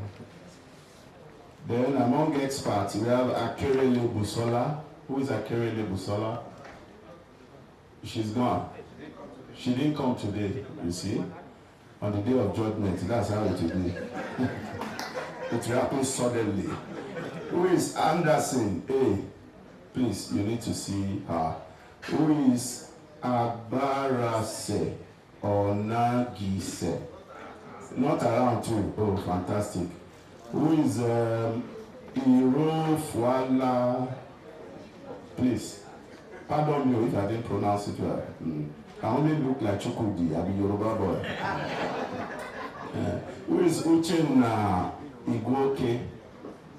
Uchenna Igwoke. That one too, don't disappear. All right. Then, hold on. This one also. Joseph, I saw Joseph, what is it now? Afarase, Europe, Uchenna Igwoke.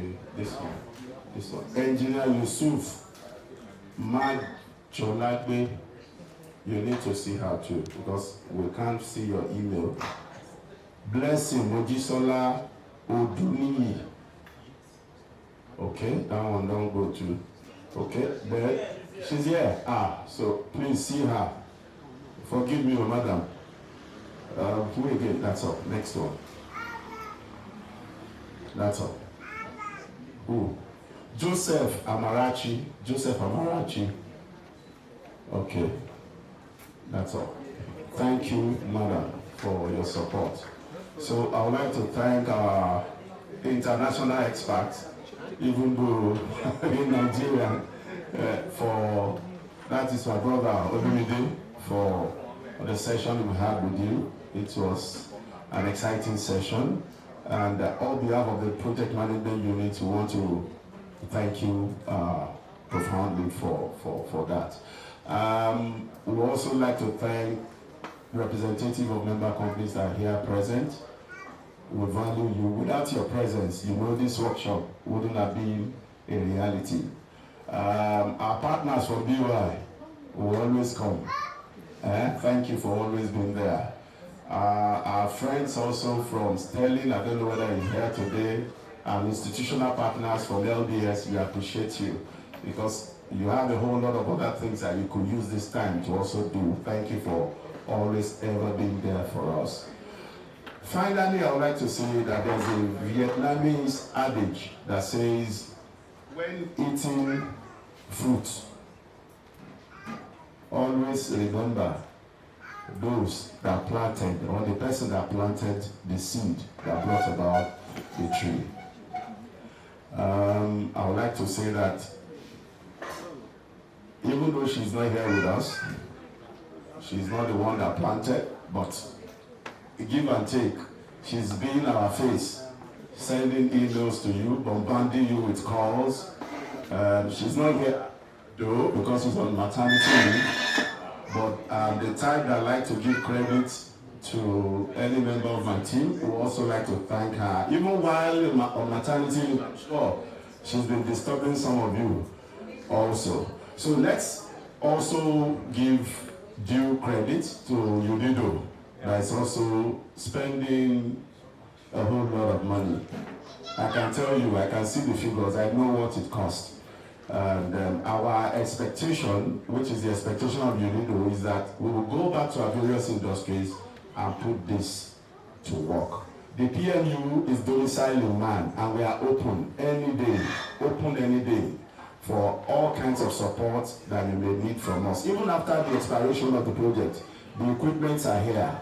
If you need to hire the equipment, rather than just buying, or you need somebody, we are working out modality to still support so that you have that. On that note, I want to say thank you and wish you a safe trip back to your various destinations. Thank you, sir. We have come to the end.